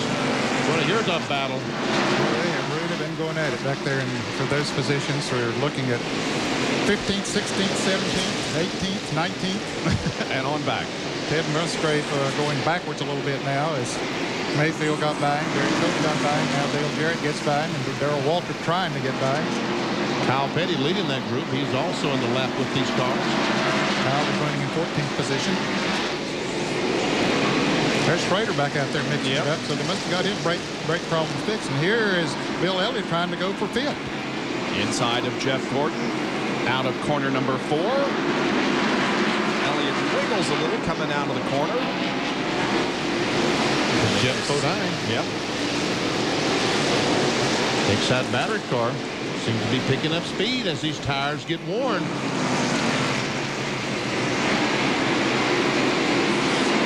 John Kernan has more on Bill Elliott, who continues to race with Jeff Gordon. You know, Bob, a lot of people don't think of Bill Elliott as being a short track driver, but he's had some good runs here at Martinsville. And on his crew, Tony Gibson and Mike Thiem, a lot of short track experience. Well, Tony told me that he and Mike, with the limited amount of practice this weekend, put their heads together and borrowed from some of the teams that they have run well with as Bill gets around Jeff Gordon for that spot that they have run well with here at Martinsville. It's kind of a hodgepodge mixture of a setup. And Tony said, hey, it's like that same case. We're either going to be good or we're going to be bad. It looks like they're pretty good right now. Yeah, they are. Elliott has never won on this track. His best finish was third in this race last year. Now, I'll tell you what, we have, while Elliott and Jeff Gordon race side by side, Rick Masters joined the battle, Bobby Hamilton has joined the battle, and Mark Martin isn't that far back. There's Mark. So Jeff Gordon is losing positions and points rapidly. Well, stands to lose them. He has lost 2 positions, and here comes Rick Mast. Mast looking for 7th. And Hamilton trying to get on the inside of Mast. Can't quite make it. Gordon still running in that second groove up there that seems to be working for him, although he's losing some positions. And Dick Trickle almost crashes up in turn 4 right in front of Dale Earnhardt, but apparently everything's okay. Now Elliott and Bodine are side by side. And Bodine easily goes by Elliott and takes that spot away. We see what happened with Dick Trickle. We see Earnhardt coming up there on the right of your screen. We'll look to the left here now. And it looks like Ricky Rudd and Dick Trickle got together just a little bit. And Dick Trickle was able to save it, being the short track champion that he is. Robert Presley in the 33 car is trying to win Rookie of the Year honors. And right ahead of him is Ricky Craven, and that's how they are in the point standings also, as Craven has a narrow lead on Robert Presley in the battle for the Winston Cup Rookie of the Year honors. Right now, Robert Presley is the 22nd place car, the last car on the lead lap. As Earnhardt tries to get by, can't quite make it. And we can see Presley losing the back end as he came off the corner. These cars starting to slip and slide. There goes Craven by Ted Musgrave, the Family Channel car, taking over that spot. That's the 20 spot. Puts Musgrave back in 21st. Now Jeff Gordon has his hands full with Bobby Hamilton for 7th. And Hamilton drives deep right down into the turn. He wishes he could have made this pass last time to go over. Oh, that's for sure.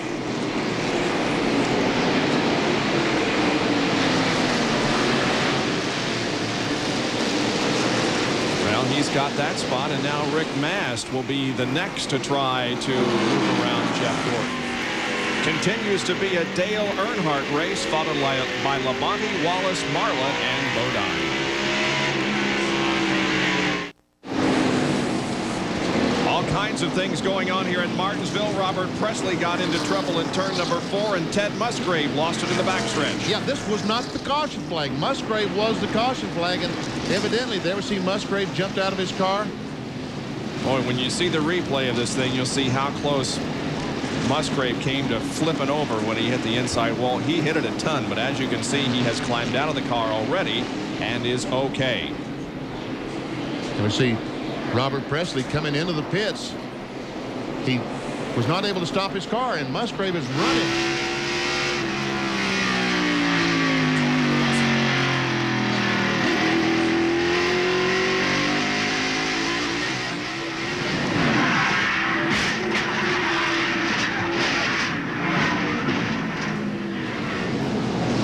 Wow. And of course, all the leaders are in the pits. You can see them here on the front stretch. And here comes Terry Labonte. He beat him out. Oh, he sure did. Big time. Earnhardt second, then Martin, Wallace, Marlin, Bobby Labonte, Cope, Rick Mast. Jeff Gordon still is on pit road, working on the left side of that car. Now the jacks are down, and he goes out. I'm sure they were working on the sway bar of that car or something to try to get it to handling a little bit better. Bill Elliott was another one that lost a lot of time on that pit stop. And we see there's the Robert Presley car. We see he made contact with Musgrave, and Musgrave is yelling in there. He's not very happy. Here's Bill Weber. And Ted Musgrave on the way back to his trailer. Ted, obviously a tense moment out there. What happened? Well, we dropped the cylinder, so we were running on 7 cylinders for a while, and figured I'd just stay in the high groove, stay out of everybody's way, and I just got taken out by the 33 car, and I went and asked him. I said, what was wrong? He said, well, I ran out of brakes. Well, if you're out of brakes, you shouldn't be on the racetrack, you know, so rookies. Ted Musgrave high in the points, but out of the race. Yeah, he was in 5th place in the points coming into this race. And here is a look again at what happened. Watch as he backs in his fence. Clear up on the wall, then back on it, and just about that time after he finished his wrecking, Presley was in trouble up in turn 4. Here we see the leaders, Earnhardt, Terry Labonte, and Rusty Wallace. And apparently when he hit Musgrave, maybe he either pushed a fender in or messed up the steering or something, and then when he went into that next turn, just lost it. I'm talking about Presley.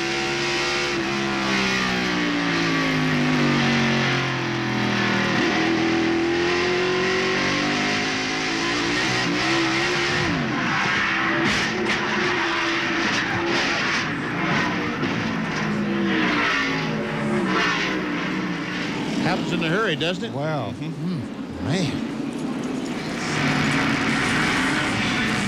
Tough break. The hood up on the family channel Ford for Ted Musgrave, and Jack Roush will try to assist getting that car back into the race. Doesn't look like Jack's very happy either over this whole situation. No, it was an unfortunate situation.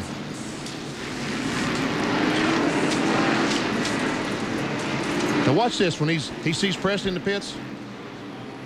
He runs down there.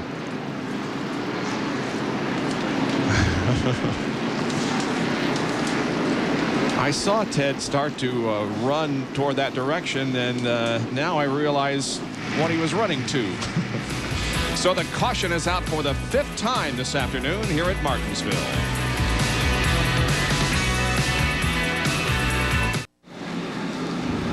Back at Martinsville, under caution because of an accident involving Ted Musgrave and Robert Presley.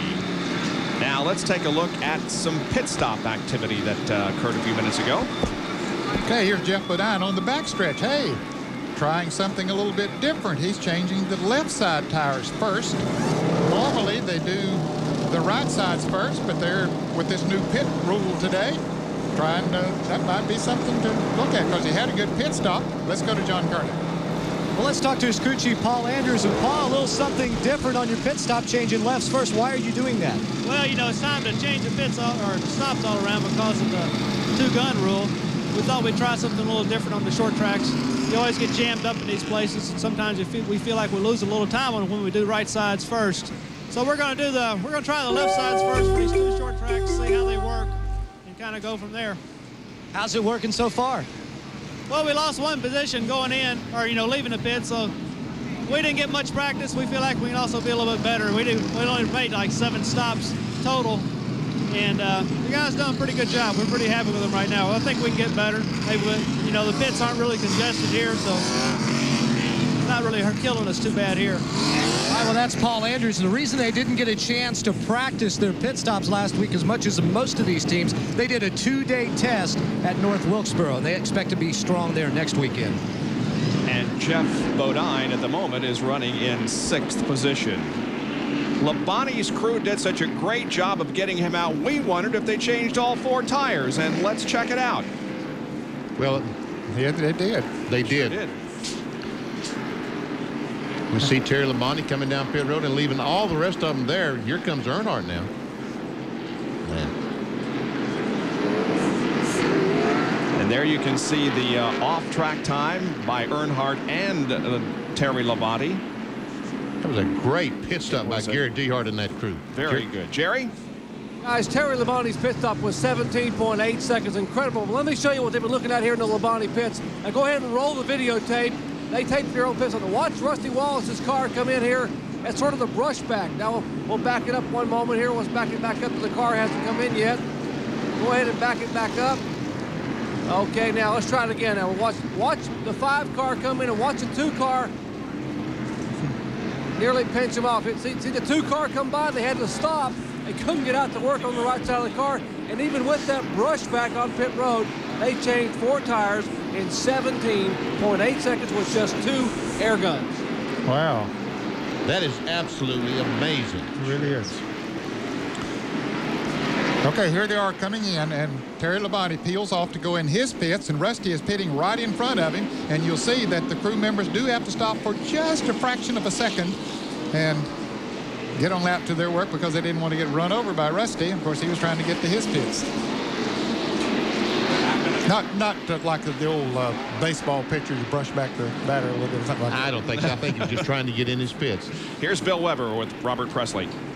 Having a brief conversation with his crew, but Robert, obviously a tough incident out there. Your view of what happened?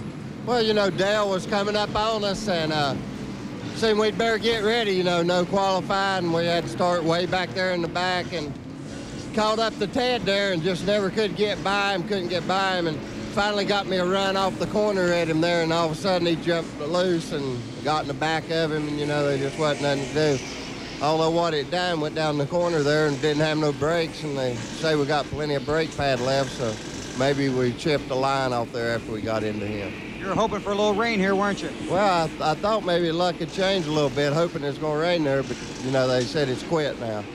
Well, as Ted mentioned, Robert is a rookie, and he's running for the Rookie of the Year title here in the Winston Cup Series. 7 points behind Ricky Craven. Let's watch the crew member on the 24 car. He's back by the right rear making a chassis adjustment, and the 4 car leaves, and he just jumped over the 4 car and said, "Go ahead, Sterling." Hey, those boys are good athletes. They are. You have to be anymore. We got 1 more lap to go before green. And we're getting near the halfway point of this race. Just completing 244. They'll take the green flag on the 245th lap. By the way, Terry Labonte is leading this race, and this is the first time that he has led here at Martinsville since April of 1988. Wow, that's hard to believe. It is. As much success as he's had on some of the short tracks. Yeah. Here's the field summary for you. There's Kyle Petty in 10th spot. Yeah. Jeff Gordon back in 11th spot, so he's lost quite a few positions. Yeah, remember, he has to average a 10th place finish or better to automatically win the championship. Rick Mast lost a lot on that. He just came out in 17th. He was 7th before the pit stop. Dale Jarrett went from 14th to 7th on the pit stop. The Robert Yates team made a good stop. Green is out. We understand that Mast had to make 2 stops. That's the reason he fell back so much. Okay. Labonte leading Earnhardt, then Wallace, Marlin, and Cope. And they're trying John Andretti a lap down. And looked like he bounced off the curb that time. Might have gotten in the side of Labonte.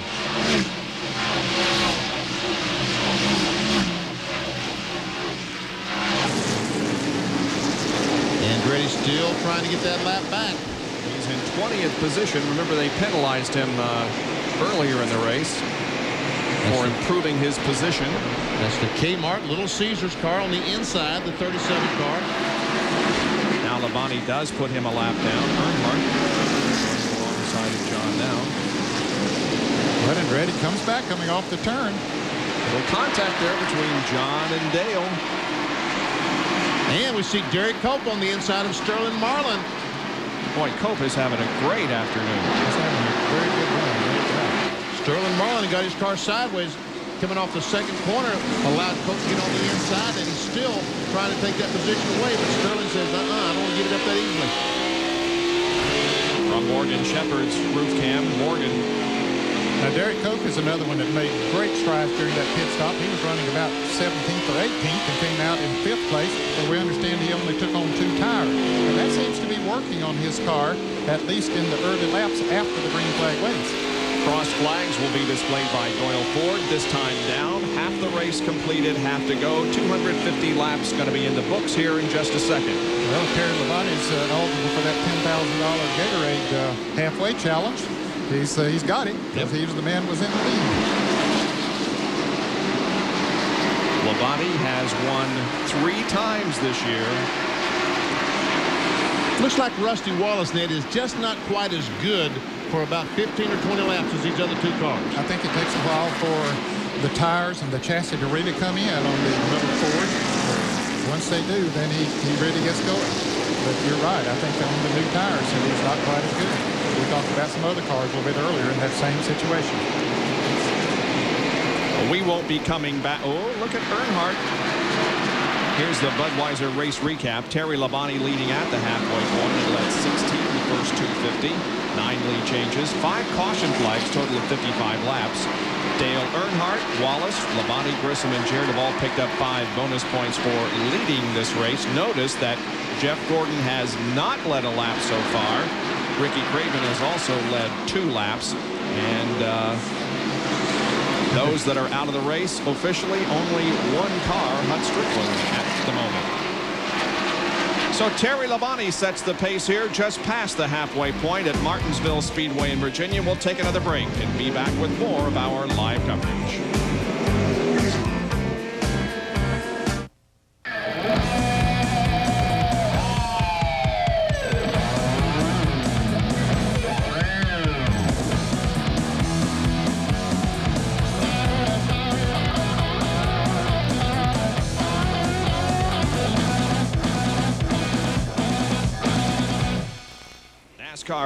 NASCAR on ESPN today at Clay Earl's beautiful Martinsville Speedway in Virginia. Half-mile facility where they have been running since the late 40s. This is the 47th running of this event. And Terry Labonte is in command at the moment, but there are the first 3, and you can see slight separation among the 3 of them.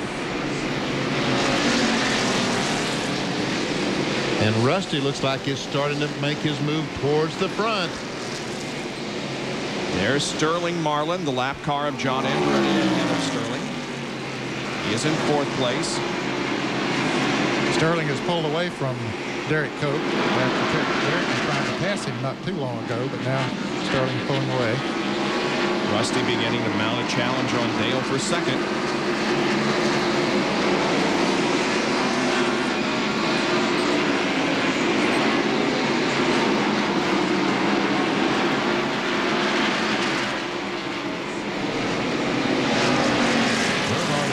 Rusty Wallace taking 2 in different lines entering turn 1. Earnhardt is going out very, very wide, and Rusty going in very shallow in the corner. As of now, here are the points. If Rusty finishes where he is right now, everybody else, he would pick up a position, and Bill Elliott would knock out Morgan Shepherd, and Elliott would move into the 10th position and be on the stage in New York. Musgrave would lose 2 positions. Labonte would gain 1. That's if points were awarded right now.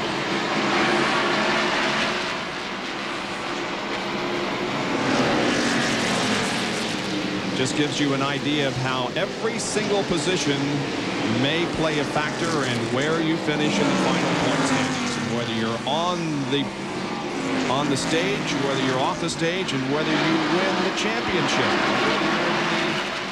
Bonus money. There's Marlin. Here is Derek Cope and Jeff Bodine battling for the position along with Dale Jarrett. Jeff Bodine started in 17th. Right now is running in 6th position. The car just ahead of him, driven by Derek Cope. His best Martinsville finish in 14th races, 9th back in 1986. And John Kernan has more. Bob, I'm going to pick up where I left off several cautions ago when I tried to talk about Derek Cope. He told me this morning that this was a really good car for him. In fact, they ran it here earlier this year. It ran well until he got into an accident. Now, their pit strategy, this time they took on only 2 tires. The next pit stop, they'll take on 4. And then for when there's a spin, as as Lake Speed gets turned around in turn 4. They'll take on 4 tires for Derek Cope the next stop, and then their final pit stop would be just a 2-tire change. And now we'll have to wait and see if the teams decide to make pit stops here. It's a caution flag once again here at Martinsville for the 6th time this afternoon. A spin down in turn 4 involving Lake Speed.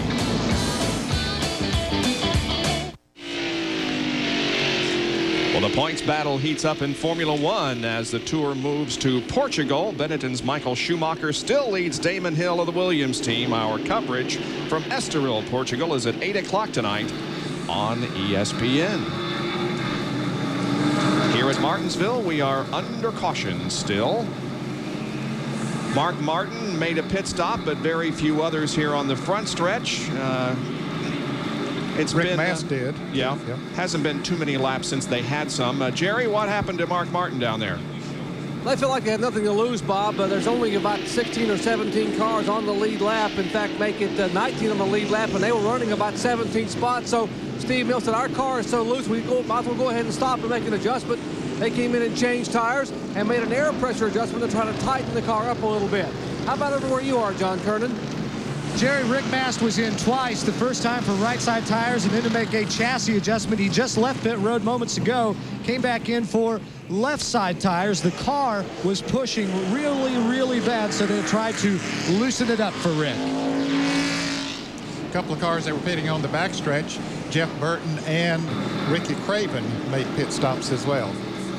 You ever run at Eldora, Benny? Yeah, sure did. The half-mile dirt track up in Ohio. Yep. Yeah, ran there in 1968. Here's an Autolite Field summary. They had a salute to Earl Baltus last night, the owner of Eldora, and I sent him an audio message. We'd like to salute Earl for his contribution to auto racing. Up there, they held the 4 Crown Nationals. Tony Stewart won the sprint and midget races, Jack Hewitt the Silver Crown, and Jack Boggs the stock car division. You didn't ask me how I did. I bet you won the race, didn't you, Ben? That's right. Yep. Well, we still have only one car that's out of the race. As you can see, that's Strickland. And we're about ready to go racing again. Yes, we are. The alignment now 2 abreast forms behind the pace car. Kenny Schrader sitting on pit road has been for a number of laps during this caution with the hood up on the Budweiser. Wow, that's the way to use those tires. There you go. The wheels are turning a little quicker on the cars as they come down to take the green. And once again, John Andretti tries to get back on the lead lap. Labonte is to the outside, the leader of the race. Here comes Earnhardt trying to follow Andretti. He has position. And Labonte has no choice but pass the Andretti car. Right, they get outside. Hit the brakes and jam up. While we watch this, Jeremy Mayfield had run awfully good and been running up there. He got back in the lead lap. Well, he's gone like about 3 laps down now. He's down in 26th place. During the last caution, his car stalled down between turns 1 and 2. Had to have a wrecker to come out and push him in, but he just sat there for a while. Don't know what caught him. He's back out there running. There he is. He's running good right now. He's right down on the inside there, letting the cars that are in the lead lap go by on the outside. There's Elliott, Bobby Hamilton, Jeff Gordon, all these cars racing for position. Jerry Punch, what's going on with Jeff Gordon now? Very, very uncharacteristically, they can't get a handle on that car number 24 on the previous pit stop. Ray Evans took the spring rubber out of the left front. He took some wedge out of the right rear, but the car still will not come toward him. They said the spotter tells them the car is bouncing up and down in the corners, and Ray Evans thinks they may have lost a shock absorber.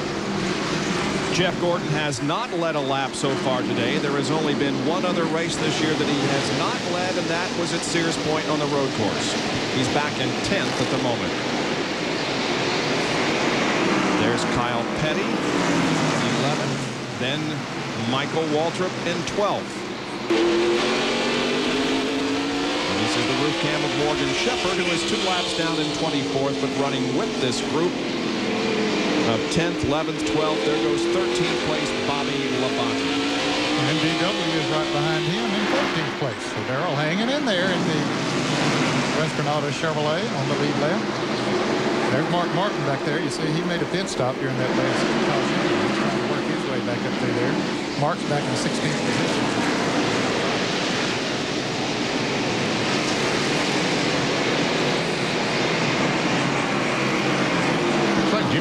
in the Smoking Joe car has been running pretty good. He got a couple laps down early on, but yeah, he got 3 laps down at one time and got one of those laps back, so he's only 2 laps down now. Spencer being shown in the 24th position. There's our 5th, 6th, 7th place car. 5th place car is Derek Cope. There's Jeff Bodine in 6th. Dale Jarrett and Bill Elliott will be the next car position. Bobby Hamilton.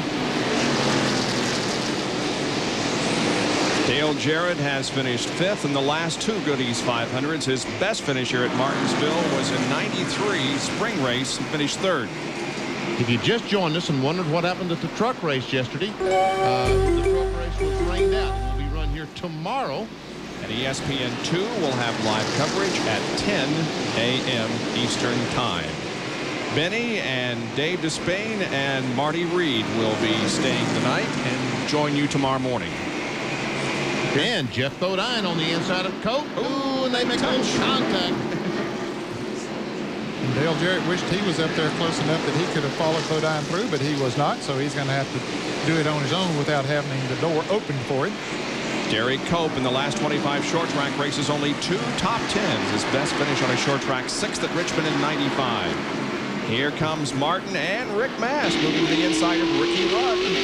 Rudd's car is one that hasn't been working that well here, and Ricky normally runs good on this racetrack and on this type of racetrack, but, well, I shouldn't say that. This is the only type of racetrack there is like that. It's one of Short its own. tracks. Yeah, but he normally does run good on short tracks or flat type tracks. As a matter of fact, Ricky Rudd's crew chief, Billy Engel, announced a couple of weeks ago that he'd be leaving the 10-car team of the year. Bill Engel is looking for a job that has driving connected with it. He still wants to be a race car driver. Remember a few years ago when he tried that name? Yeah. Ran a few sportsman races or late model stock racing. Got caught up in a wreck at Daytona in the Goody's 300, I think, and broke an arm or something. But anyway, he still wants to drive a race car. Look for more on that. Let's go to the pits and John Carter. And I was talking with Billy this weekend. He says he's had a couple of teams that have offered him a job as crew chief, but also a chance to drive in some selected Busch Grand National races and some selected super truck races. Billy says he'd rather go as a full-time driver, but hey, this might be a way to get his foot in the door and see how he can do and impress somebody enough that maybe in 1997 he could become a full-time driver. Okay. Jerry has a report on Barry Dotson. We reported earlier that Barry, of course, had left the Felix Nevada's Kyle Petty operation. And Barry's been here all weekend. He told me just before the race that he'd had 3 offers yesterday for a possible truck team, a NASCAR Super Truck team. In fact, he said, I may just take one of those offers and go to work for one of the NASCAR Super Truck teams in the next couple of weeks or 2. Now, look, what's happening with Kyle Petty? Let's check in with Bill Weber. Well, they're having a great run here this afternoon, and this team is really happy about how they're doing right now. Their best finish in the last 7 races was 24th at Darlington. They had 8 DNFs. Today, they've been around the top 10 all day. On Friday, during the short practice, even Kyle was running back and forth to the truck, helping the team get parts, get the car in good shape for this race. If you think it's all about money, well, it's not. These guys are racers, and this 42 team's racing for pride the rest of the way in 95. And Kyle has just moved into 10th position, putting Jeff back to 11th.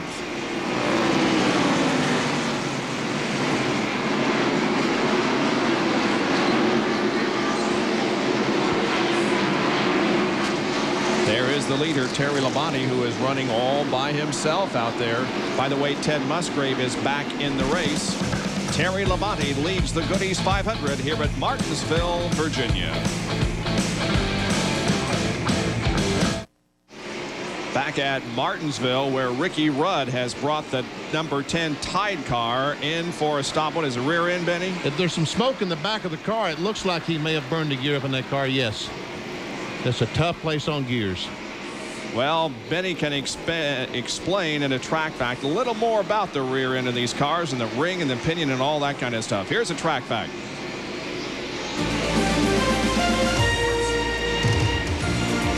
Track facts are brought to you by Quaker State, the intelligent oil for longer engine life. We keep hearing the engine builders talking about dyno in the engine, trying to find that little bit of horsepower. Well, Tex Powell of Tex Racing in Star, North Carolina builds gears, and he determined that gears needed to be dynoed as well. So along with the folks at Dana, they have put together a gear dyno. Well, maybe we should explain a little bit about a gear. We'll show you that, and we'll come back and show you how this baby works. Okay, you've heard of ring gear and pinion. There we are, ring gear on the left, pinion on the right. This baby hooks to the drive shaft, which goes up to the engine. If the engine turns 9,000 RPMs, so does the pinion. Little pulley on the yoke, that pulls the pump that cools the rear end. And there we see the ring gear. It's bolted to the locker. This turns the rear wheels. Sometimes the engine will turn 9,000 RPMs and the rear wheels only turning 125 miles per hour. Or the engine could turn 9,000 RPMs and the rear wheels would turn 200 miles an hour, controlled by the ring gear. There we see the pinion installed in the carrier. We'll install the ring gear in, bolt the baby up, and pretty soon we're able to find out just how good this thing is going to perform. Okay, we've got the completed gear in the dyno. This 150 horsepower electric motor turns the chain, turns the pinion. Now, the gear just isn't freewheeling inside. It's resisted by a water brake over there. Look, we're going to show you how this baby works. First of all, we run just light pressure against the gear. And then we crank the water against that gear. Put in all that pressure against it, making that gear feel like it's coming off the corner at Martinsville, 750 horsepower, trying to rip those teeth off the ring gear and pinion. There's the maximum pressure we'll use. And there's the 620 gear. It's completely broken in. It's ready to go, ready to drop their hammer at the first lap. And hopefully it'll run 500 laps.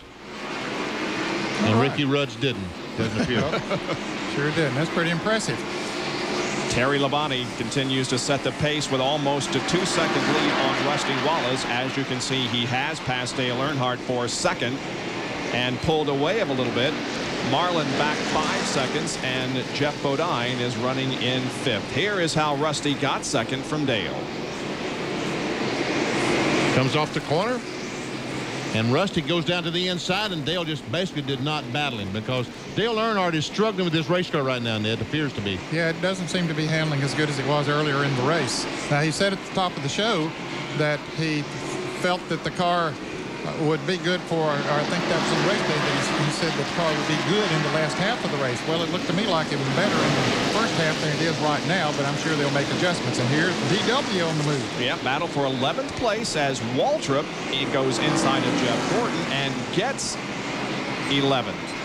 And here comes Bobby Labonte, the Interstate Batteries car, the young man who just signed a extension with his contract with Joe Gibbs to the year 2000. Cope and Hamilton are racing for 7th spot.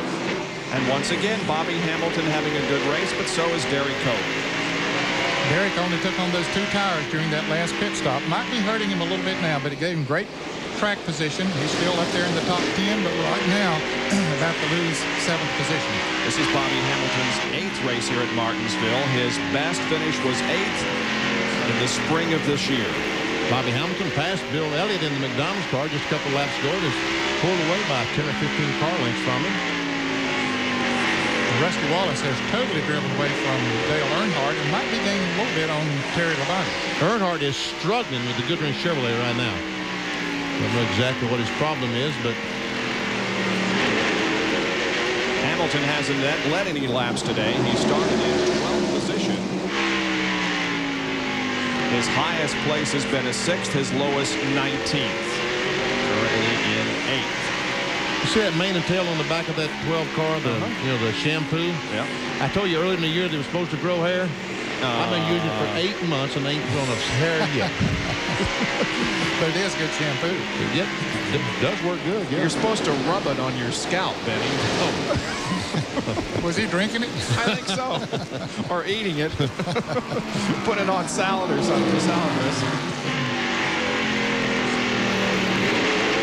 Now Terry Labonte comes up on some heavy traffic here. Todd Bodine right ahead of him.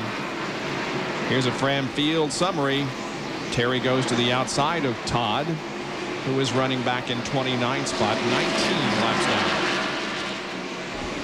Looks like that Rusty Wallace might be gaining just a little bit on Terry Labonte. Jerry, looks like Earnhardt is struggling, is he? No doubt, Bob. Apparently the car, for whatever reason, has developed a significant problem with just getting real loose and going into corners. They've only run about 75 or 80 laps at their last pit stop.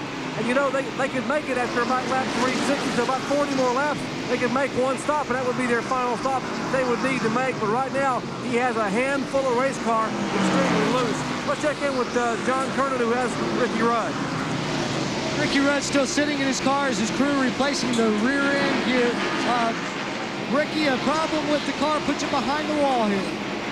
So much noise. I'm not really sure what you said, but we burn up a gear. You know, I could smell it happening for about 30, 40 laps, and a lot of times you smell grease, but it's usually another car, and that's probably about one of the first or second times only I've ever burned a gear up here at Martinsville, and not really sure why. I don't know if the coolant got clogged up or the pump quit working or what it was, so we're going to put another gear in it and stretch and ride it out to the points for this time down the forward.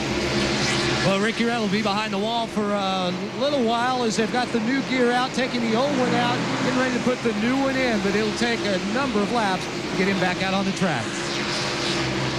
Meanwhile, Dale Earnhardt continues to run in third position as this race for what, seventh? Still pretty good. Yep, still that same battle we saw a little while ago. It had settled down for a little bit, but now Bobby Hamilton getting racy again down on the inside of Derek Cope, trying to take over that seventh position. Up in front of them just a lap ago, Dale Jarrett passed Jeff Bodine for the fifth position. Jarrett driving with a broken rib today. That was a tough hit. He took it over. Man. And Bobby Hamilton still having trouble getting around Derek Cope.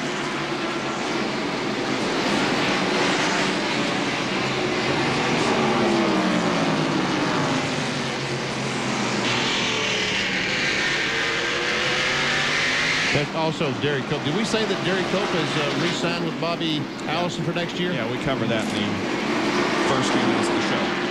Here is Bobby Labonte and Jeff Gordon racing for 12th spot.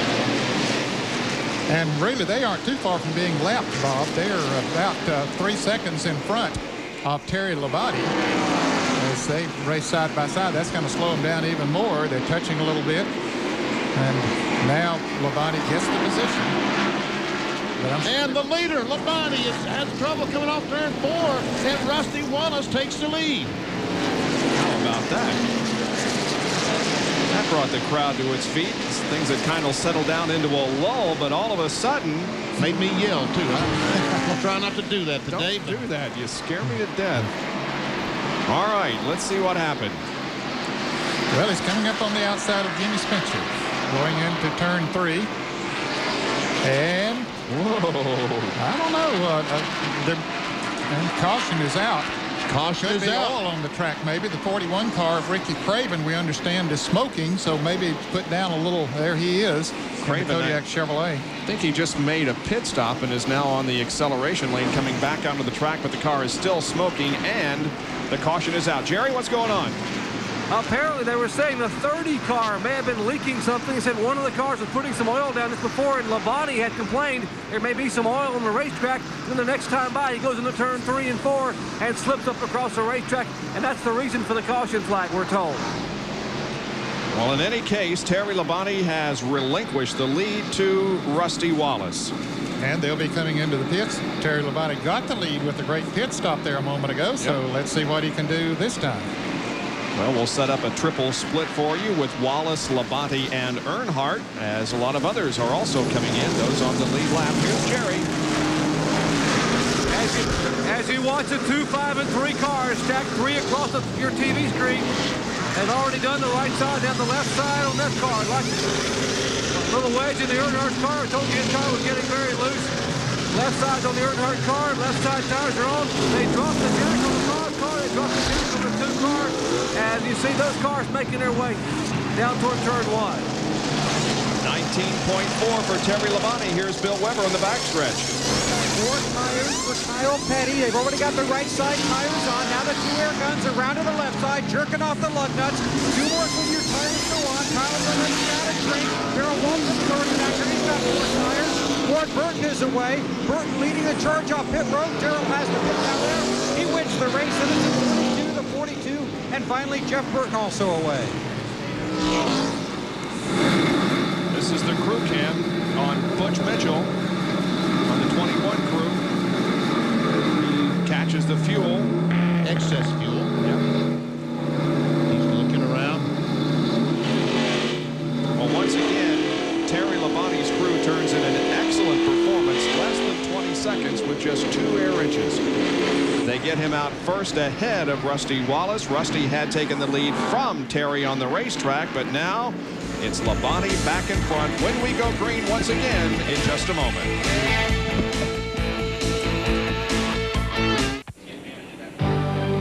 ESPN Speed World today at Martinsville Speedway in Virginia for the Goodies 500, being brought to you by Coal Filler Miller Genuine Draft, making the world a very cool place. By the more than 1,000 AutoZone stores across America. AutoZone, the best parts in auto parts. And by Allied Signals Autolite Spark Plugs, guaranteed for 2 years no matter how far you go.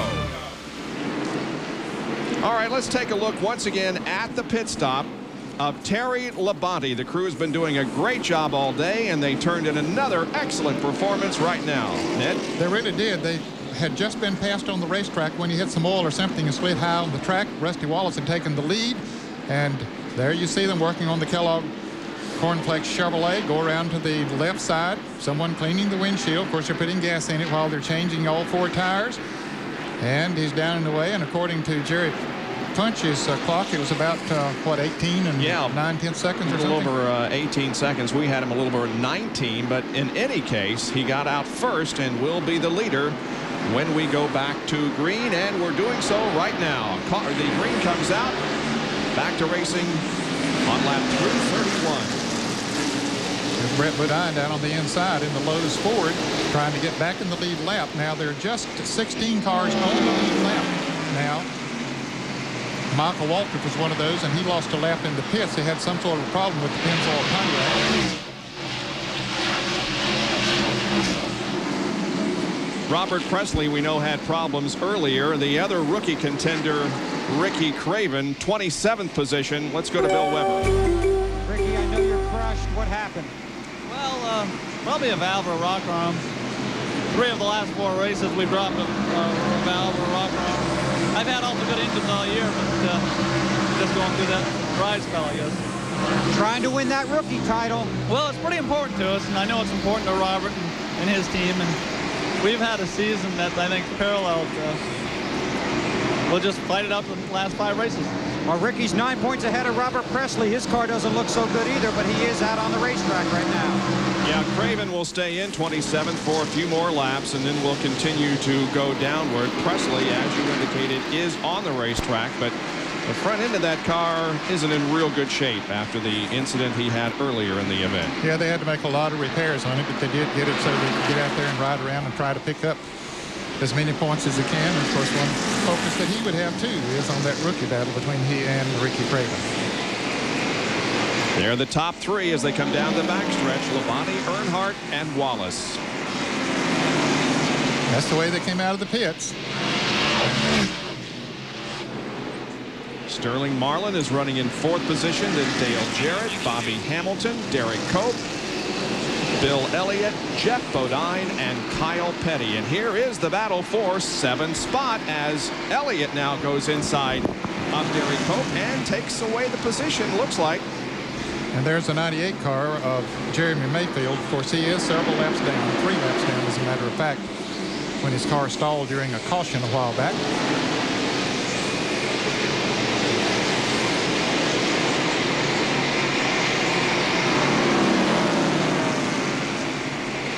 Bill Elliott has yet to score a top 10 on short tracks this year. His best finish on a short track was at the race here in the spring, where he finished 12th.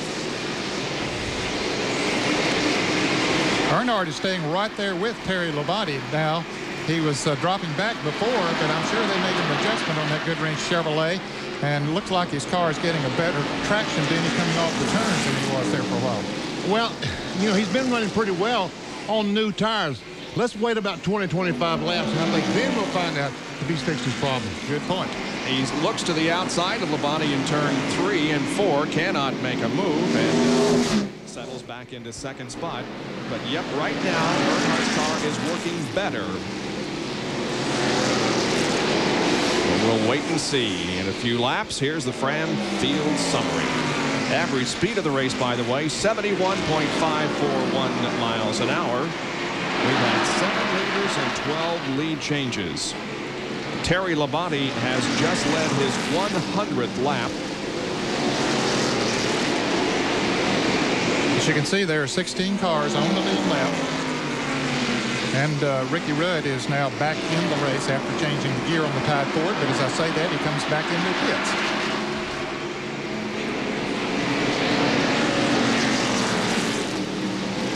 Jerry Punch has a report on the 30 car of Michael Waltrip. We heard earlier he might be leaking. Jerry, is that the case? Well, Bobby was leaking some rear-end fluid. They thought that's one of the reasons they thought that maybe Terry Labonte and some other cars flipped up on the racetrack. There may have been some rear-end grease out there. That's why they threw the caution so quickly, because their rear-end grease makes the track so slick. Now, he came in and pitted. In fact, he moved up to come on pit road, and NASCAR was going to hold him a lap, but he lost a lap anyway in the pits because the rear-end pump had seized up on the car. So he lost a lap. They tried to fix that. He is back on the racetrack now, being shown at least 1 lap down. Yeah, he's in 21st position, a lap down to the leaders. And Ricky Rudd has rejoined the race. Yes. And the pump, you have to circulate the fluid in the gear. It goes to a small radiator and a fan blows air through it. If you don't do that, they will burn up definitely.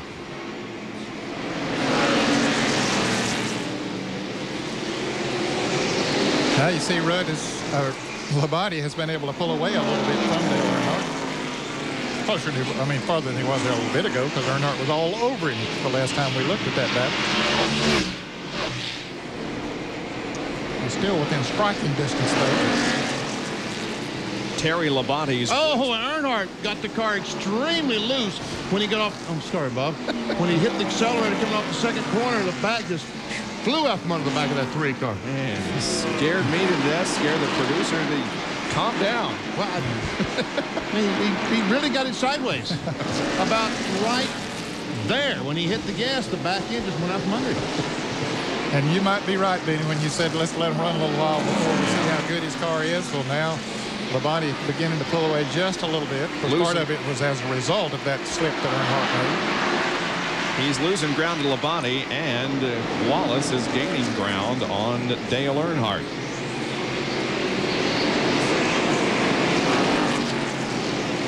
There's Jeff Gordon, who is back in 12th spot.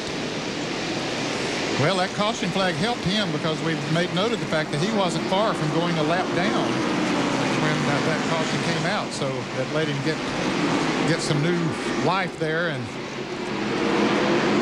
we've had 7 leaders, but Jeff has not been among them, and Rusty Wallace goes to second. And Earnhardt didn't fight him again. Not at all. Before he just moved over and let him go because he knew Rusty was faster. It looks to me like right now his car is really struggling getting off the corner.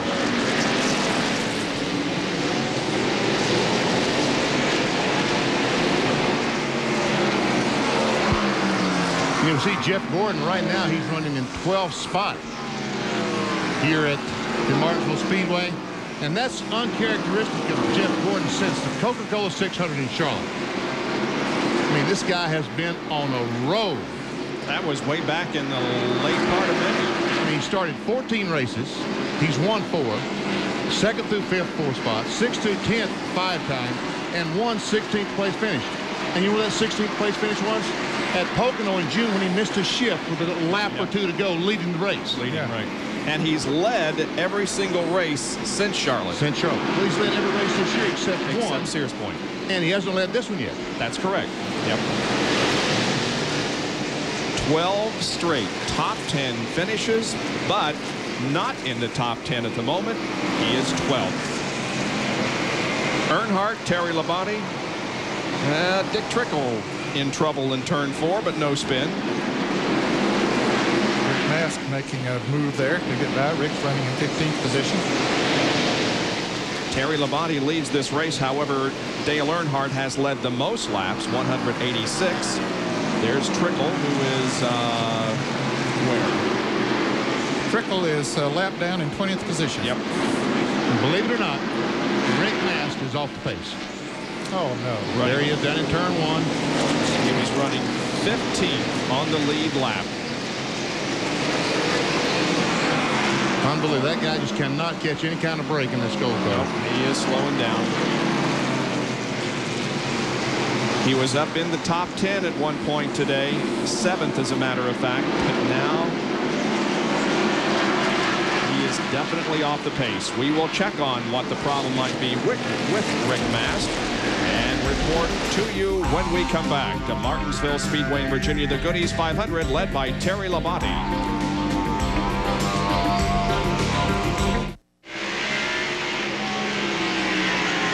Right after the race, stay with us for Shop Talk featuring Jeff Gordon, a conversation with him, and an opportunity to buy some merchandise. That's right after our live coverage of this race, the Goodies 500, here on ESPN.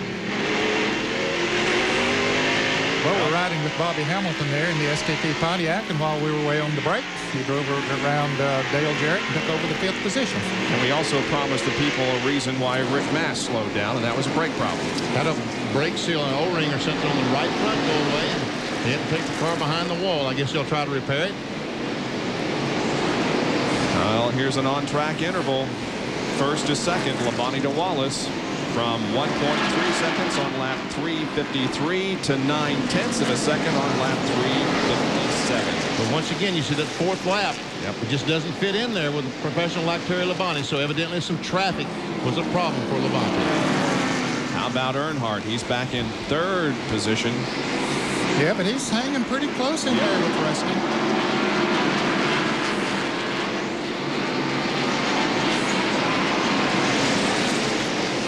Rusty's trying his best to get under leg speed. He would love to pass him on the inside. That's a little faster and more the preferred line, and he does it.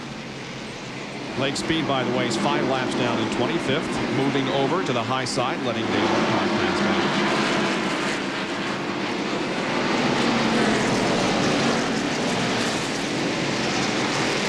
Rick Mast and John Kernan have found each other down in the pit area. John? Well, Rick has pulled it behind the wall after a brief stop on pit road. Rick, a problem with the brakes? Yeah, I think we pushed the seal out of the right front caliper. Martinsville just didn't cause that. I mean, that's a deal that happens. I don't know why it happens. It's like the 4th or 5th race that doesn't happen. You know, we just kind of idled along. We had a couple stops and we were trying to work on the car, and we got back and we got up through the field a couple times, and you know, basically trying to get to the end of the race without having a problem. And then this happens, but maybe we'll win North Wilkesboro next week. All right, Rick with a smile, getting ready to go to North Wilkesboro next week. They're going to replace the right front brake caliper and then get him back out. And just heard another car screaming down behind pit wall. I think Michael Waltrip has also taken it behind the wall. And certainly, I played in the Rick Mast, the 2nd annual Rick Mast golf tournament last week up in Lexington, Virginia. He told me yesterday they raised about $45,000 for the free medical clinic up in Lexington. Wow, that's very great. Nice. Very nice. Steady progress by the 43. Started 12th. Has been in the top 10 just about all day. Now running in 5th position. How'd you do in the golf tournament is what we all want to know. It rained. We broke the drought. That's the next victim for Bobby Hamilton is Sterling Marlin in the Kodak Film Chevrolet. And he's gaining on him, Denny. He's cut it down to under 2 seconds now. He was about a little over 3 seconds. And ahead of Sterling Marlin is the 3-car of Dale Earnhardt. And he is right on Rusty's back bumper. Rusty, of course, is 2nd. Keeping the pressure on. As a matter of fact, right now, the 2nd car is running second, the 2 car is running 2nd, the 3 car is 3rd, and the 4 car is 4th. And the 5 car is 1st. And yeah, we got a little out of sequence there.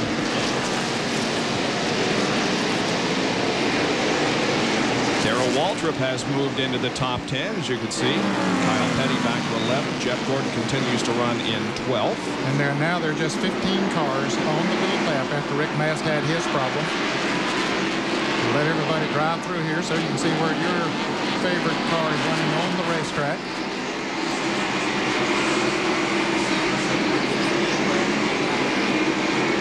See Darrell Waltrip up on the back bumper of Jeff Bodine, battling for the 9th spot.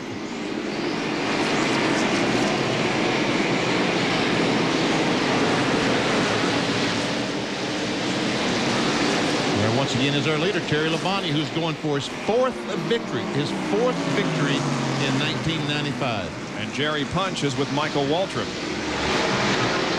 Well, it doesn't take a genius to tell you something's awfully hot here in the Pennzoil Pontiac. And Michael, it looks like it's awfully warm back there at the rear end. Yeah, I think the pump froze up, and that didn't allow fluid to circulate through the cooler, and it burnt the gear up. But you know, we were having a good run, keeping her on the lead lap, and the Pennzoil Pontiac was handling well and running good. Shame for these boys because you know, it's just a part malfunction. They do a great job preparing this car for me. We've completed more laps than anybody lately, and we're leading the Die Hard Award, so we don't want to lose that. But there's some people out there that are running right now, so we're losing our lead. We'll have to try to get her fixed and get back out there. Well, back out of the way. They're going to try to put another pump on. They just pulled a pump out here, and we can show you. We'll get Corky to pan around here. We can show you the pump that actually was burned up here. That's the pump right here that sends the rear end grease up through the rear end. And I'm not going to touch it here. It's awfully hot, as you can see, but this pump, the inside shaft is broken. And there you see the pulley on the pump. There's a little belt goes over to the yoke that I showed you on the gear, and that's what turns the pump. It runs off the drive shaft of the yoke. Man, oh man, that's a witch's boil. No kidding. Man. Michael Waltrip, by the way, has been running at the finish in the last 21 straight races and is one of those who is desperately battling to stay in the top 10 to be on the stage in New York. Coming into this race in 9th points position. 122 laps to go in the Goody's 500 at Martinsville. We'll be right back. Back at Martinsville Speedway in Virginia, the Goody's 500 NASCAR Winston Cup race. They're trying to get Ricky Craven back out onto the racetrack. He is currently 61 laps down in 32nd, but his Rookie of the Year challenger, Robert Presley, is 35th, 95 laps down. John? Bob, they've just had to push start the cars. Ricky Craven heads from behind pit wall out on the pit road to rejoin the race. They dropped the valve, so what Rick Wynn, his crew chief, told me that they have done and been working on behind the wall, they removed some rocker arms. They're trying to make the engine live, running on only 7 cylinders. But Rick told me it looked like some of the garbage from that broken valve has gone through the motor, and they're not quite sure exactly how long that engine in that Kodiak car is going to last. Bob, I'm not sure that the rookie points will be affected at all here today because they only take the top 15 finishes during the year for the rookie drivers, and both of them are going to finish so far down that I don't think it'll make a whole lot of difference in the points. There's the other rookie contender, Robert Presley. By the way, Ken Schrader has been into the pits. He's back out there now. Still only one car. Hut Strickland officially out of contention. And here we go, the 5-car battle, all these for position. That's 9, 10, 11, and 42, and 24 almost got together as Jeff Gordon is trying to go by Kyle Petty on the outside.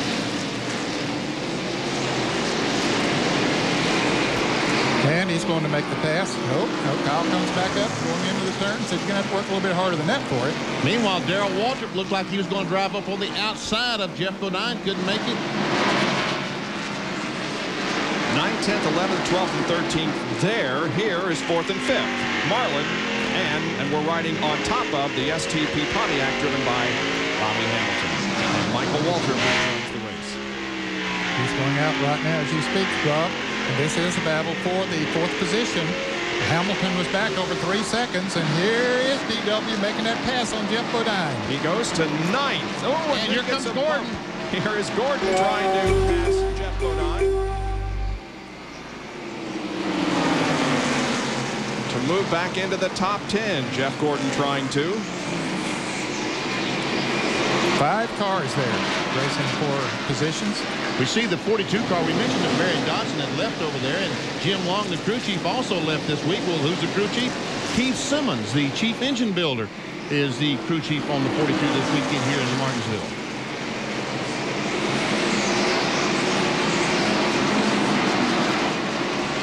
Here is Bobby Hamilton. Had a nose alongside of the 4-car of Sterling Marlin coming off the turn, but couldn't get the traction he needed and fell back. Sterling seems to be struggling a little bit coming off the turns, but holds on to the position for the moment. NASCAR has told the 41 car to go ahead and park it because the car is running too slow and smoking. And John Kernan is with Ricky Craven.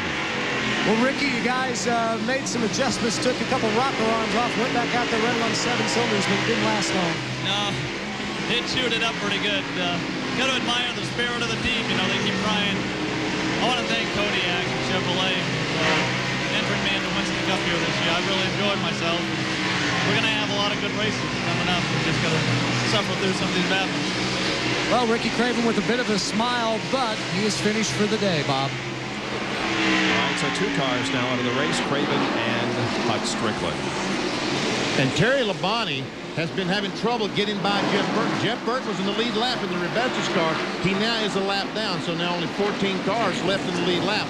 But while Labonte was battling Burton, it's let Rusty Wallace gain about half the distance there was between he and the 5. There we see Rusty Wallace just a few car lengths now behind Terry Labonte. The next car will be left will be Mark Martin as we watch this battle that we saw a little bit earlier there. Kyle Petty and Jeff Gordon and Bobby Labonte. They're running in the 11th, 12th, and 13th positions. Jeff Gordon just passed Kyle Petty a couple of laps ago, but now Kyle is trying to get back by him. And the leaders aren't very far behind as Mark Martin about to go a lap down right now. And these cars will be the next ones to go a lap down. It's about a half a straightaway.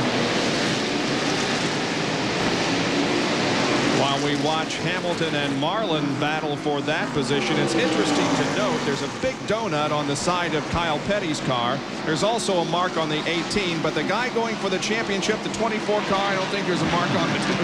And Bobby Hamilton made that pass, took over 4th as we saw. They're getting around Sterling Marlin, dropping Marlin back to 5th. Now Dale Jarrett moves right up on Sterling Marlin. Here's Bobby Labonte going on the inside of Jeff Gordon. Seems like the longer Gordon's car runs, the worse it gets.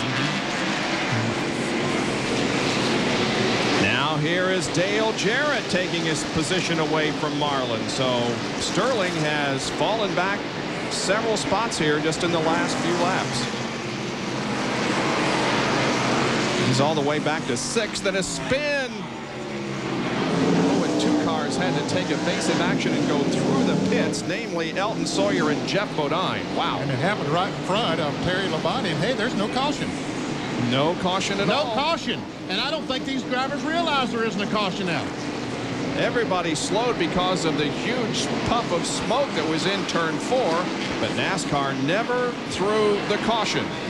And the leaders, Terry Labonte and Rusty Wallace, both those cars kind of went through the 1 and 2 slow because they thought the caution was going to be out, but they go on the backstretch, and I'm sure the spotter started screaming no caution, and they accelerated.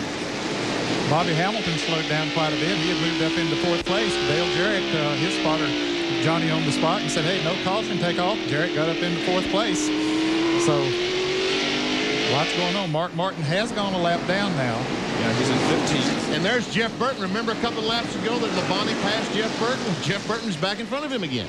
And he was one of those that took the advantage, but boy, a lot of smoke there. They had to slow down because they couldn't see. There's Terry Labonte coming. And now right there is a crash. There is a crash right in front of the leaders. And Rusty Wallace stopped. I don't know if he hit the car or not.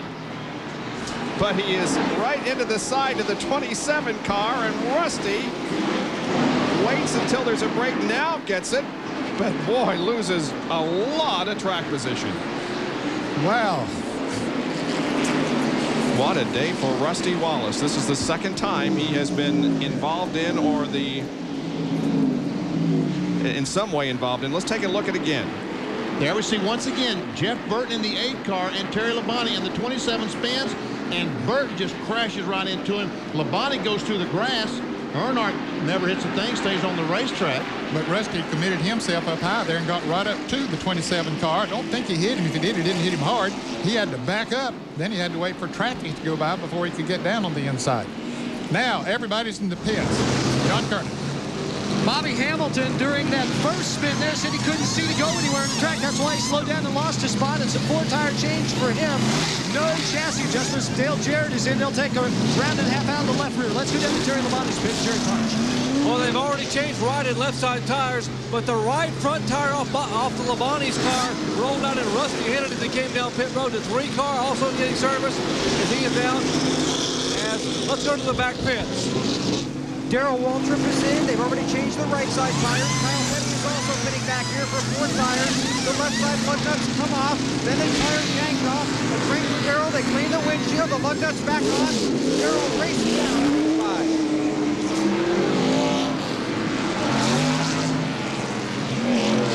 Waltrip hustling out of the back pits.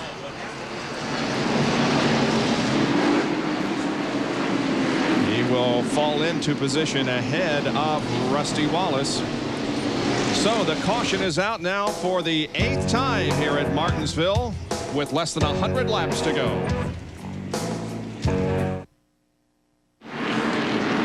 Jeff Burton's Revestas Ford is damaged as a result of the incident we had on the racetrack, causing the most recent caution. This is what happened first to the 90 car, Benny. He comes off the corner, he just nails the gas, does a 360, and creates so much smoke that no one really could see. Darrell Waltrip sneaks by, but all these other cars are really blind.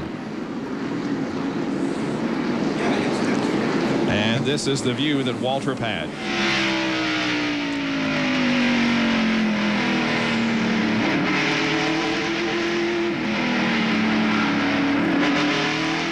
Wow.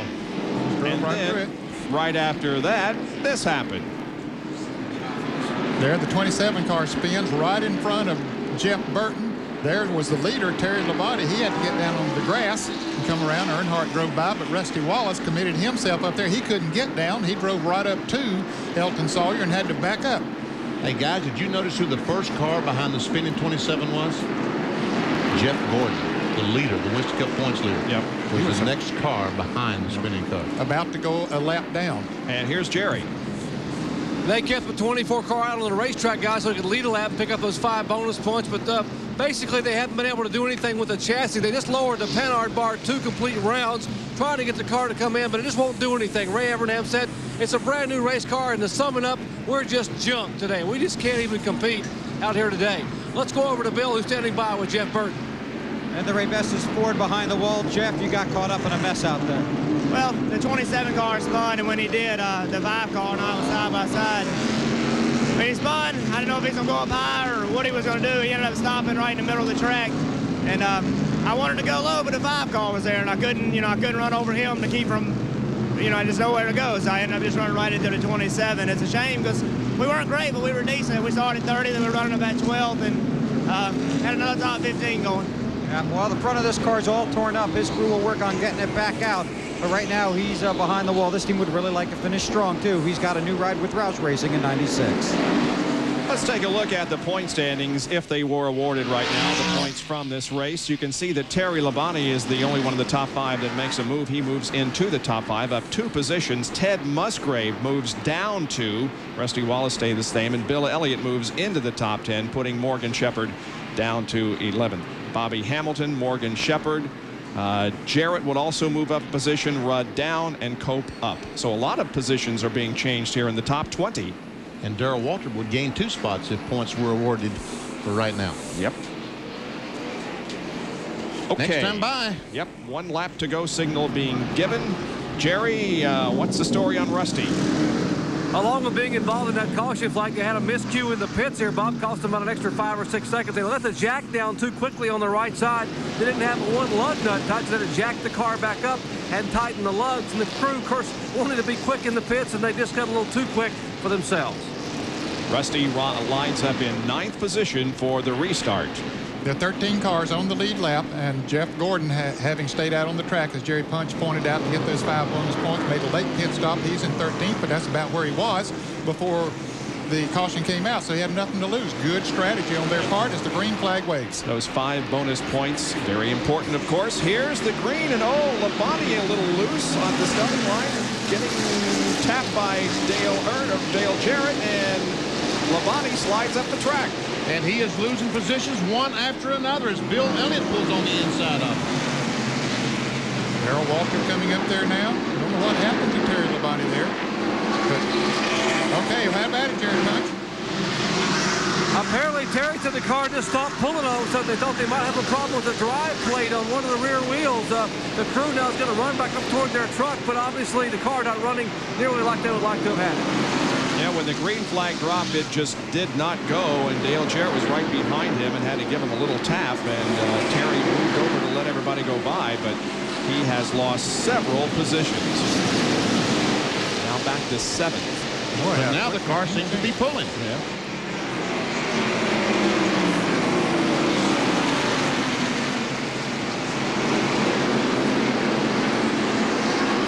And we see Rusty up on the outside of Derek Cole.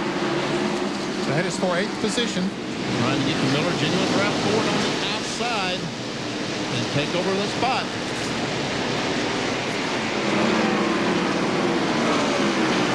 Still can't get it done.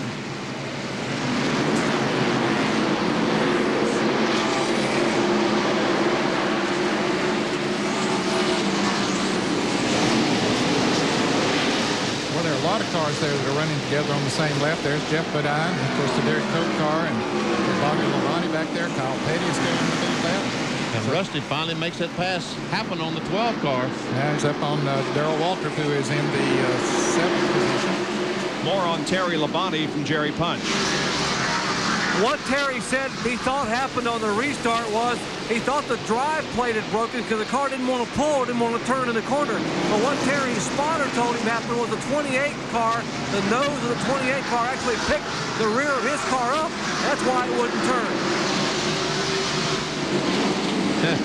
Okay. I got that position in Talladega one time. You think that wasn't exciting? Car lifted the rear wheels, my rear wheels up, and started spinning down the straightaway about 200 miles an hour. Oh, mercy. That's what I said. Oh, did you? Get back on the ground, get some traction. And there we see Labonte trying to get by Elliott. 5th and 6th.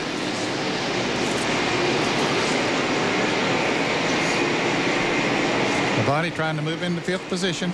Moves on the inside of Bill Elliott, and he does it. So he still has a good race car. And I tell you what, if this thing goes green the rest of the day, the rest of the way, we've only have about 81 laps. Looks to me like Earnhardt is looking pretty sweet. He's looking awfully good because Terry Labonte has a lot of traffic to come up through before he can ever get up there to Earnhardt. Not only those that are in the lead lap, but some lap cars that are battling each other for position, so it's going to be tough for him.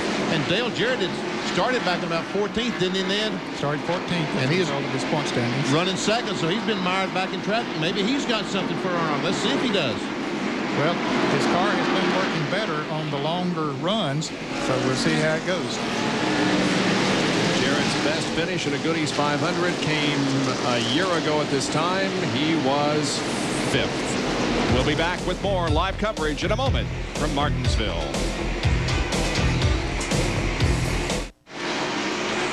Dale Earnhardt is leading the Goody's 500. He has led 207 laps. While we were away, there was a spin.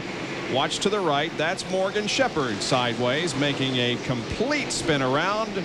No caution, and everybody keeps going. Right in front of Jeff Gordon, the points leader. I mean, everything is happening today in front of Jeff Gordon. Here's Morgan Shepherd's in car.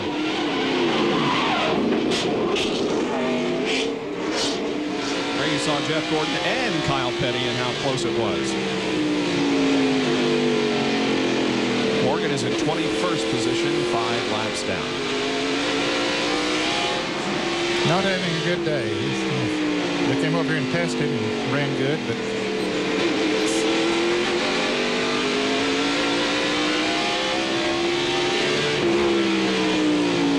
well, we mentioned that yesterday's Super Truck race here at Martinsville was rained out. You can see it live on ESPN2 tomorrow morning at 10 o'clock Eastern, and then on ESPN Classic either at 9 or 10 tomorrow night, depending upon the Davis Cup outcome. So check your local listings, 9 or 10 o'clock tomorrow night on ESPN for the Super Truck by Craftsman race here at Martinsville, which will be held tomorrow morning. Weather permitting, and I assume that since it didn't rain today very much, it isn't going to rain at all tomorrow. Certainly hope that's the case. Yep. There's Dale Jarrett running second to Dale Earnhardt. Dale is driving with what has to be a very uncomfortable broken rib. You know, a year ago today, we were talking about him running up in the top 5 with a broken hand from Dover, Delaware. This year, it's a broken rib from Dover, Delaware. Here's John Kernan. I just talked to Larry McReynolds about Dale to find out if he had said anything about whether he's feeling any pain. Larry said they've asked him several times throughout the race today how he's doing. Dale's answer, I'm doing just fine. Now, he's got a little extra padding in the car. He's got 2 inflatable cushions, one on his left side and one against his lower back. Now, he can control those cushions or pillows, how stiff they are, how soft they are, with a little hand pump. So apparently that's keeping him very comfortable. As far as the car goes, Larry said they've been fighting a loose condition all day, but this last stop they made an adjustment, a round and a half a bite. They think they may have the car set up for the run to the end. He's turning better lap times right now, John, after this period as we watch that battle for 4th place. Terry Labonte trying to take it away from Bobby Hamilton than Dale Jarrett was earlier. He's staying about the same distance behind Dale Earnhardt. He's about 2 seconds behind him, so Earnhardt coming up on traffic now. He'll be lapping some traffic as this battle continues here for 4th. I was just going to say, I wonder if Dale would be as comfortable as he is right now if he were running about 30th and the car wasn't handling. No, I can tell you that. He would not be. Here's Labonte to the inside of Hamilton now and goes into 4th. So Labonte mounts his charge now back to the front where he was a few laps ago. And a good battle between Bill Elliott and Rusty Wallace. Battle for 6th place. Yep. Sorry, Bob. So Rusty started 9th after the pit stop. And coming up working on the 6th place. Well, it's been up there in the top 10 all day in the McDonald's Ford. Well, I tell you, that McDonald's team made a lot of people happy down there. It rained about all day. And just about 12:30, I guess it was, I was standing pretty close to the McDonald's truck as we watched Rusty try it on the outside there. Elliott might know he's not going to let him go by, but Dale Earnhardt is in track. But anyway, they come wheeling carts of food in there that you wouldn't believe. Oh, Ned, don't tell Benny that. McDonald's franchisee from up at Danville, Virginia, brought that food in here for that crew to eat. Then they started inviting everybody else, and I happened to get invited. Man, I love it. Sorry about that, Benny. I know you were up here trying to do the truck race and it was raining, but boy, they had a feed. I'm not sure Benny will be able to say anything the rest of the race. He's so disappointed. Huh? I got nothing to say. But Labonte passes Jeff Bodine, and that takes over the 9th spot. There's 9, 10, and 11. You know, I used to be a good friend of Bill Owens. You don't know me about that. Jeff Bodine's best finish this year was a 6th at Pocono in July. His best short track finish was at Richmond. The first race there, he finished 11th. Elliott and Wallace once again. Straightaway ahead of the other group. And they're more than, no, not quite a half a lap, almost a half a lap behind Dale Earnhardt. Just 58 laps to go as Dale Earnhardt continues to lead this race. Earnhardt with about a 2.5 second advantage on Dale, almost 5 on Marlin, almost 6th on Terry, and a little over 6 advantage over Bobby Hamilton, who's running 5th. So Dale Earnhardt looking for win number 4 this year in the 1995 NASCAR Winston Cup Tour.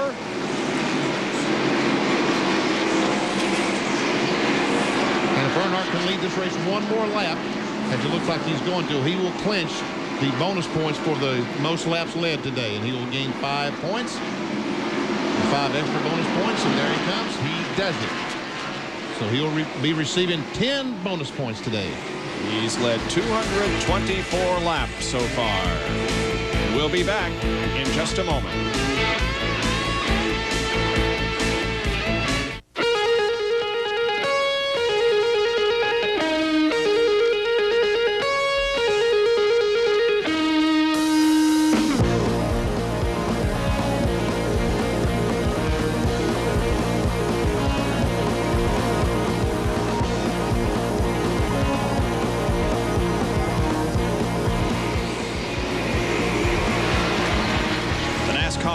Winston Cup 95 Tour winding down. Just 5 more races remain after today. We'll televise 2 of them for you. Next week's race at North Wilkesboro and the finale on November 11th at Atlanta. Rusty Wallace goes to the inside of Bill Elliott and tries to take over 5th position.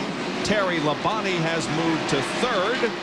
And this race is not over by any means, although Dale Earnhardt has a rather comfortable lead at the moment.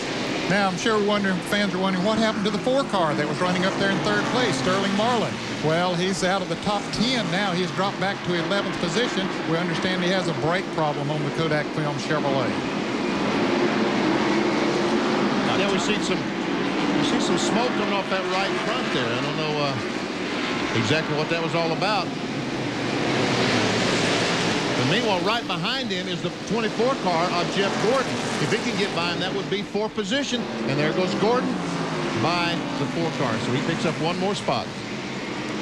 There's the 21 car. Let's go underneath his car as we have before and see how the glow is this time. Now, not nearly as much as it was in the early going, and about the same or maybe even a little less than it was in the middle stages of the race. Probably not using the brakes right now as hard as he was before. We can see that he certainly isn't using them as hard as he was. Not hitting the pedal as hard as he was before. I'll spit it out in a minute. And Sterling Marlin about to go a lap down now. Dale Earnhardt goes by. So now there are just 12 cars on the lead lap. And Jeff Gordon is the 12th place car. And he's not far from going a lap down. He's been that way several times today.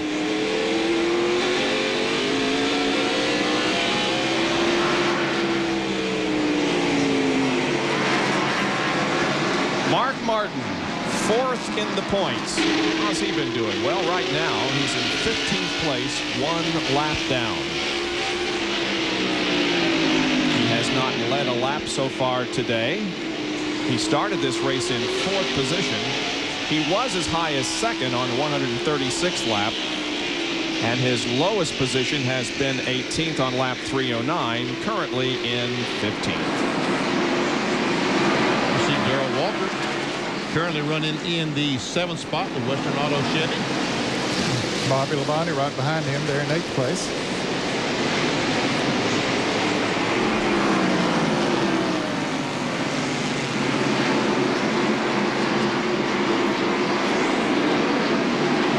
Darrell Walker has also not led a lap today, but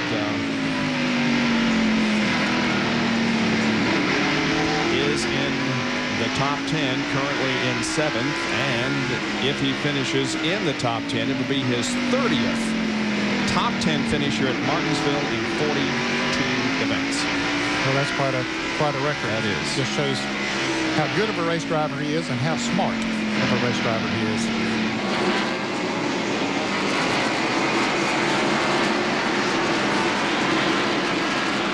By virtue of his points position, of course, everybody started this race according to points. Morgan began in 10th spot, and that is as high as he has gotten. His low is 34th on lap 90. He is currently running in 21st position and is 6 laps down to the leader.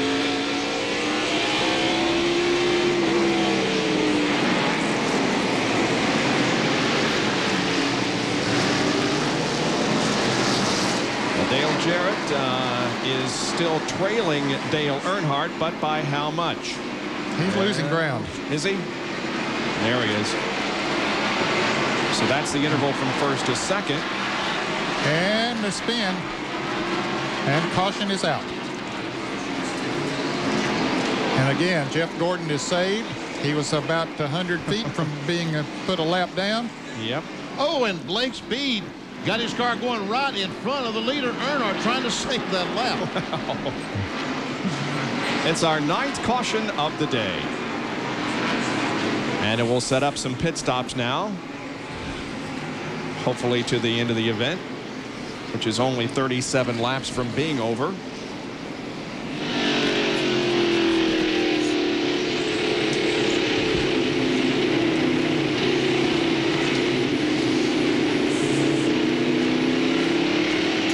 We've been seeing the 5 car of Terry Labonte turn in some excellent pit stops, and the crew is going to get another chance at it here in a moment.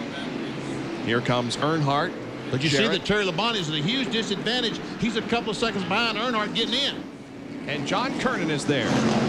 4-tire change. They're also adding a round of wedge in the left rear, the same tire pressure. Dale Jarrett. Here's Jerry punching Earnhardt's pit. And they have changed right side tires. They will not change left side. Tire change only for Dale Earnhardt. Meanwhile, they're changing left side tires on the Terry Labonte car. Here's the 5 car. He is down. He will come down pit road right out in front of Derek Cope and Dale Jarrett. Why did Rusty Wallace not pit?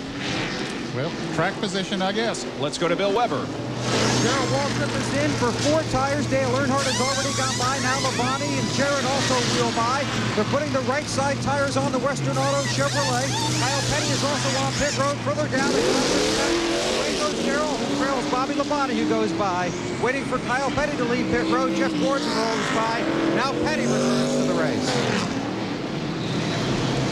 Waltrip coming back out. Rusty Wallace picks up the lead. Yeah, he can go the rest of the distance, I think, as far as fuel is concerned. And didn't want to give up that track position. Stays up front. Question is, will the tires be able to carry him to the victory? We'll be back to answer that question and others in a moment. Next week, our motorsports coverage begins at 3 o'clock Friday afternoon on ESPN2 with Winston Cup qualifying. Speed Week has the latest motorsports results and news at 12:30 Saturday morning. Dave Despain will be live at North Wilkesboro later Saturday morning with NASCAR Today. The Lowe's 150 Super Truck race by Craftsman will be seen at 6:30 Saturday night on ESPN2. And then the go-karts from the Major Taylor Velodrome on Lightning at 8:30. Sunday begins with the Formula One race, the Grand Prix of Europe at 8:50 a.m. Eastern Time. Dave has the pre-race show from North Wilkesboro on 2 at 12:30, just before our live coverage of the Tyson Holly Farms 400 NASCAR Winston Cup race at 1. RPM tonight at 8 o'clock on 2 will have all the results with Kenny Mayne. That's next week here on ESPN, and here's Jerry. Talked to Robin Pemberton. Why didn't Rusty pit? He said, hey, guys, track position is so critical here. It takes about 10 laps for the tires coming anyway. They're going to restart this race with a little over 30 to go. Our tires are good enough. We think we can hold off the 3 car because he only took 2 right side tires. Green flag waves on lap 470. 30 laps to go. Bobby Hamilton only took on 2 tires. He's up in 3rd place. Derek Cope only took on 2 tires. He's in 4th place. Terry Labonte and Dale Jarrett took on 4. Jarrett back in 6th. Terry Labonte in the 4th place.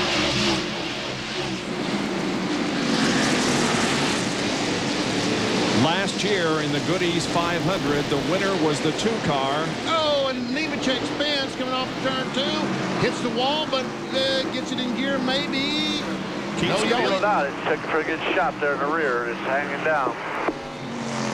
It looks okay right now, Joe. Just feel it out. Crew said it looks okay. Just feel it out and try to keep going. As I was saying, they finished 1st and 2nd here last year. They're running 1st and 2nd this year. Wallace and Earnhardt. Here's a replay of what happened over there on the backstretch out of 2. Far left. Jimmy Spencer in the Smoking Joe car, just a little bit of tap on the rear bumper of the 87. And he goes around, backs in the wall. Hit her pretty good. But he keeps going. Everything's all right. And Wallace continues to lead by about 5 car lengths over Dale Earnhardt. Bobby Hamilton, his last 2 races, a 2nd last week, a 5th at Richmond, and he's 3rd here this week. This team is coming alive. It really is coming alive. And I tell you what, I didn't mess with Rusty Wallace, and that Ford is staying out there with those worn tires, Dad. Certainly is. I would have thought that maybe the new tires might prevail. I think they will on a real long run, but we don't have a real long run. There's only 25 laps to go when they come back. Ooh, Dale Jarrett and Derek Cope get in together going into turn 3.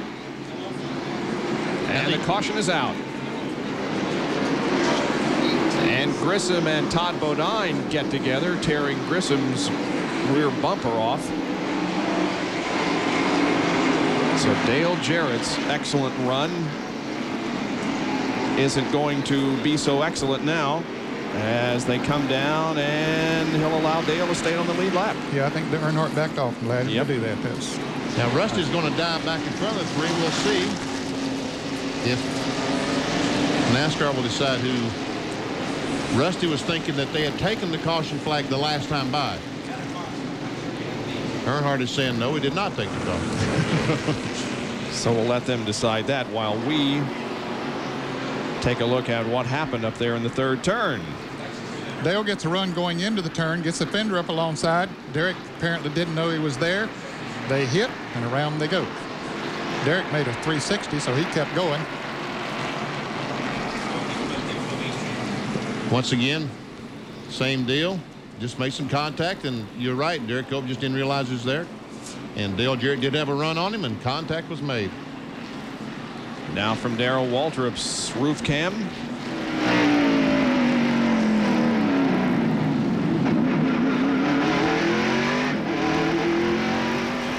Thank goodness for those brakes, huh? We'll take another break and be back with the restart here at Martinsville, Virginia. In just a moment, the Goody's 500.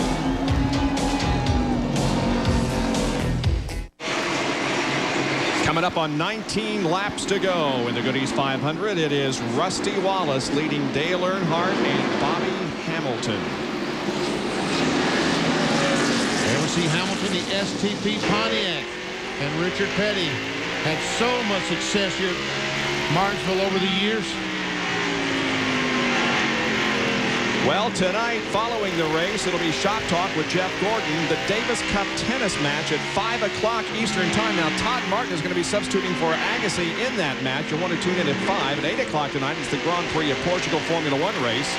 Drag racing at 10 o'clock Eastern Time, the NHRA Northwest Nationals. And then tomorrow at 10 o'clock in the morning, live on ESPN2. It's the Super Truck race from here at Martinsville, and that will be replayed at 10 o'clock tomorrow night Eastern Time on ESPN Classic.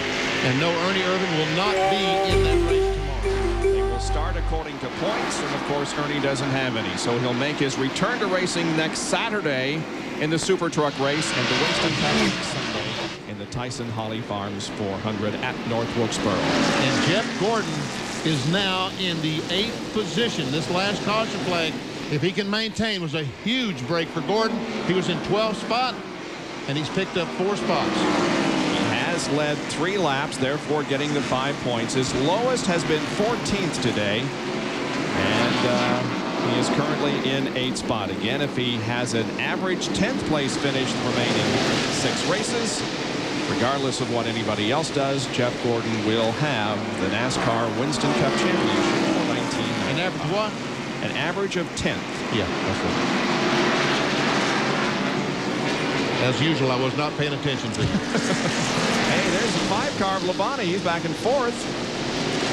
So all of a sudden, Bobby Hamilton, who was worried about being the aggressor, now needs to be a little defensive, because here comes Labonte. That Kellogg's car has been strong all day long.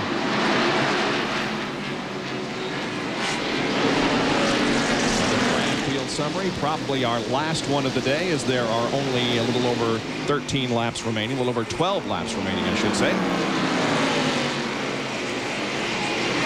Rusty Wallace won here at Martinsville in the spring. He won the 2nd Richmond race, looking for his 3rd victory of 1995. There's the battle for 3rd as Terry Labonte looks to the outside of Bobby Hamilton. They're lapping Sterling Marlin, who ran into some problems a little bit earlier and had to drop off the pace after being in the top 10 just about all day long. Then it looks like those pressure tires of Earnhardt is starting to show. Starting to play a little bit here right now. He's putting the pressure on Rusty.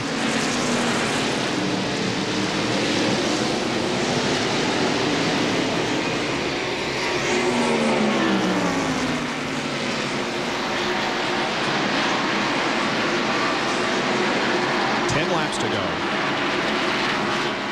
Another battle out there is between Jeff Bodine and Bill Elliott. There they are, just ahead of Jeff Gordon. 6th and 7th. Earnhardt slipped a little bit off that corner. He lost a couple of car lengths as we watch this battle between Elliott and Bodine. Jeff Bodine has won here at this racetrack 4 times, the most recent in 1992. And here comes Labonte on the inside, trying to get by Bobby Hamilton. And there's Bobby Labonte watching everything happen in front of him. And here comes Earnhardt on the inside. No, he won't make a try for the lead. Oh, and Rusty loses it, and here comes Earnhardt. Rusty got a little sideways, and that's all that Dale Earnhardt needed. Labonte has passed Bobby Hamilton, so has Bobby Labonte. And Bobby Hamilton went all the way back to fifth. And he needs to hustle it if he can, because here comes Bodine and the 18 car. Something happened to the 18 car. Well, he might have a tire going down. I wonder if he made a little contact there and he might have cut a tire. Yes, the right front tire is flat on the 18. Oh, what a tough break for Labonte. That is a real bad break for Bobby. He had moved up to fourth place.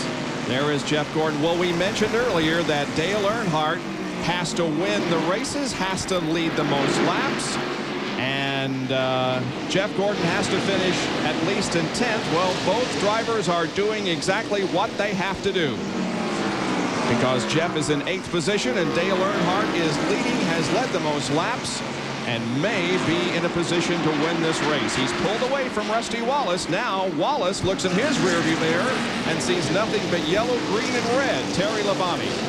Bobby Labonte came in and got 2 tires on the Interstate Batteries Chevrolet. He'll go down at least a couple of laps, I believe, at least 1 lap.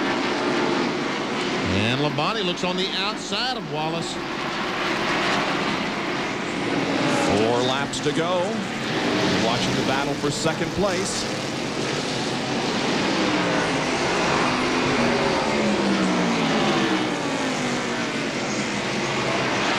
Oh, he got a spin out in turn 1. Mike Wallace did a 360, keeps going, no caution. He's okay. The caution will not come out. Now 3 laps to go. Earnhardt continues to pull away from Rusty and Terry as they battle it out. That 98 car, Jeremy Mayfield, the RCA car, has done a terrific job today. Something happened. He lost 3 laps earlier on. He's been there all day long. 3 laps down. My hat's off to Jeremy. Good run today. Yep. Currently in 16th position. Yep. And his closest pursuer was Mike Wallace, who just spun, so undoubtedly Jeremy will finish in 16th position. And Labonte gets under Rusty. Here he comes. Here's the white flag. The last lap of the race. Dale Earnhardt is in front. Labonte moving to the inside of Rusty Wallace. In a battle for 2nd, they come out of the 2nd corner, and Terry has the position from Rusty. Let's see how it shakes out as they enter turn 3. Rusty moving alongside. Earnhardt comes off corner number 4. He wins the Goodies 500, and for 2nd place, it's Terry Labonte. And Bobby Hamilton will finish in 4th spot. Jeff Bodine and Bill Elliott. Let's watch as Earnhardt gets by Rusty Wallace. There's the crew. Very happy bunch. They're going down. They come off turn 2. Now Earnhardt goes on the inside and lets Rusty Wallace know he's there. And Rusty drives in the corner so hard he can't hold it on the bottom of the racetrack. He tries, and when he did, he gets loose. Earnhardt gets by. Here's John Kernan. With Earnhardt's car owner Richard Childress congratulating the crew. Well, you guys are starting out doing what you need to do if you want to win this championship, lead the most laps and win the race. Well, we've had a plan. We just got a little behind early in the year, and our plan's coming. With these guys back to the shop, built this brand new car. We got a brand new car for Charlotte. We've had we were just all geared up. Just got a little behind early. I'm proud of the job Dale and everybody's done, and our sponsor, Jim Goodrich Service. All right, Richard Childress, congratulations. And it's Dale Earnhardt's 67th career win and 4th victory of 1995. We'll be back to talk with him in a moment. And we are back at Martinsville Speedway in Martinsville, Virginia. You think they're celebrating here? The Goodies 500 is history, and Dale Earnhardt gets a big hug from Teresa, sitting here with Taylor and Nicole. And Dale, congratulations. I tell you, I got to hand it this race team, mate. And in all the guys worked hard back at the shop. So Spenny's engine ran great today. I was on him a little bit about the qualifying package was a bit better in the race. It's a good race engine today, and the car worked good. We got 2 tires that last stop, and that was the key to beating them out. And Terry had better tires, but he just couldn't. He couldn't work them. And I was wondering about getting by Rusty, but I just saved my tires and was patient and kept working on him. Finally, he started slipping, and I got under him, and it was all it took. Any concerns at all that you might not be able to get by Rusty? Did you think maybe his tires would go away toward the last few laps? Well, I felt like we could beat him if we got, you know, a 10 or 15 lap run, and that's what it took. And we just came right on in there. I tell you, I can't say enough about these guys working on this car. They did a great job, and Good Ranch and all the folks for helping us. You know, it just day in, day out, they work hard. I mean, we've had some bad luck this year, and we should be up there battling Jeff a little closer in the points, but we just had a pretty tough year, but these wins helps out, and we'll give it all we got. We ain't give up yet, but it's still a short time to do it.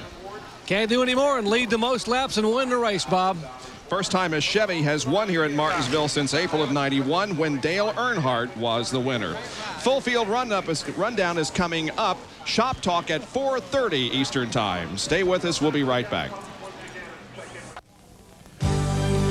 ESPN Speed World presentation of the Goodies 500 from Martinsville Speedway in Virginia, being brought to you by McDonald's. Have you had your break today? By Allied Signals Tram Filters. You can pay a little now or a lot later. And by Quaker State, the intelligent oil for longer engine life. Well, let's take a look at the complete full field rundown of this race held here today, the 26th event of the 1995 Winston Cup Tour. And you see Jeff Gordon finishing 7th place today. So, as you said, Earnhardt did what he had to do, and Jeff Gordon and the crew did exactly what they had to do. There were 11 cars on the lead lap as we look at the second 15. Jeremy Mayfield had a real good race, as you indicated, Benny. A terrific race. It's just a shame he was 3 laps down because he was right there at the end. And the rest showing there were only 4 cars that dropped out of competition: Burton, Sawyer, Craven, and Strickland. Now the point standings. Jeff Gordon, of course, will maintain the lead. 275 is the interval between Gordon and Earnhardt now. Marlin, Martin, and Rusty Wallace, who moved into 5th position, picking up 1 spot. Terry Labonte, Musgrave, and we see only 2 points separating Labonte and Musgrave. And Bobby Hamilton is now in 10th spot. And he picked up 2 positions, by the way, Bobby Hamilton in the 10th. We'll be back with more as the post-race celebration continues here at Martinsville. And welcome back to Martinsville with our second place finisher, Terry Labonte, who had one of his best race cars ever here at Martinsville. Congratulations. We did. I tell you what, our Kellogg Chevy ran great, and we had a problem with the rear end and broke something in the rear end there on the restart, and we thought it was an axle or something, and then it started working again. So we were lucky to finish. I don't know what it was, but you know, we just hung in there, and the thing lasted all day. 2 lug nuts on your left rear tire at the end of the race, Terry. Oh, really? That's good. It's better than 1. That helps you hold them on, doesn't it? That's right. Okay, that's Terry Labonte, a great finisher. Second place today, back up top. He led 164 laps of the 500, but of course the winner was Dale Earnhardt. Shop Talk featuring Jeff Gordon coming up here in just a few moments at 4:30 Eastern Time. We'll be back to wrap things up in a moment. Back in Martinsville, Winston Cup points leader Jeff Gordon finished 7th today. Jeff, you did what you had to do.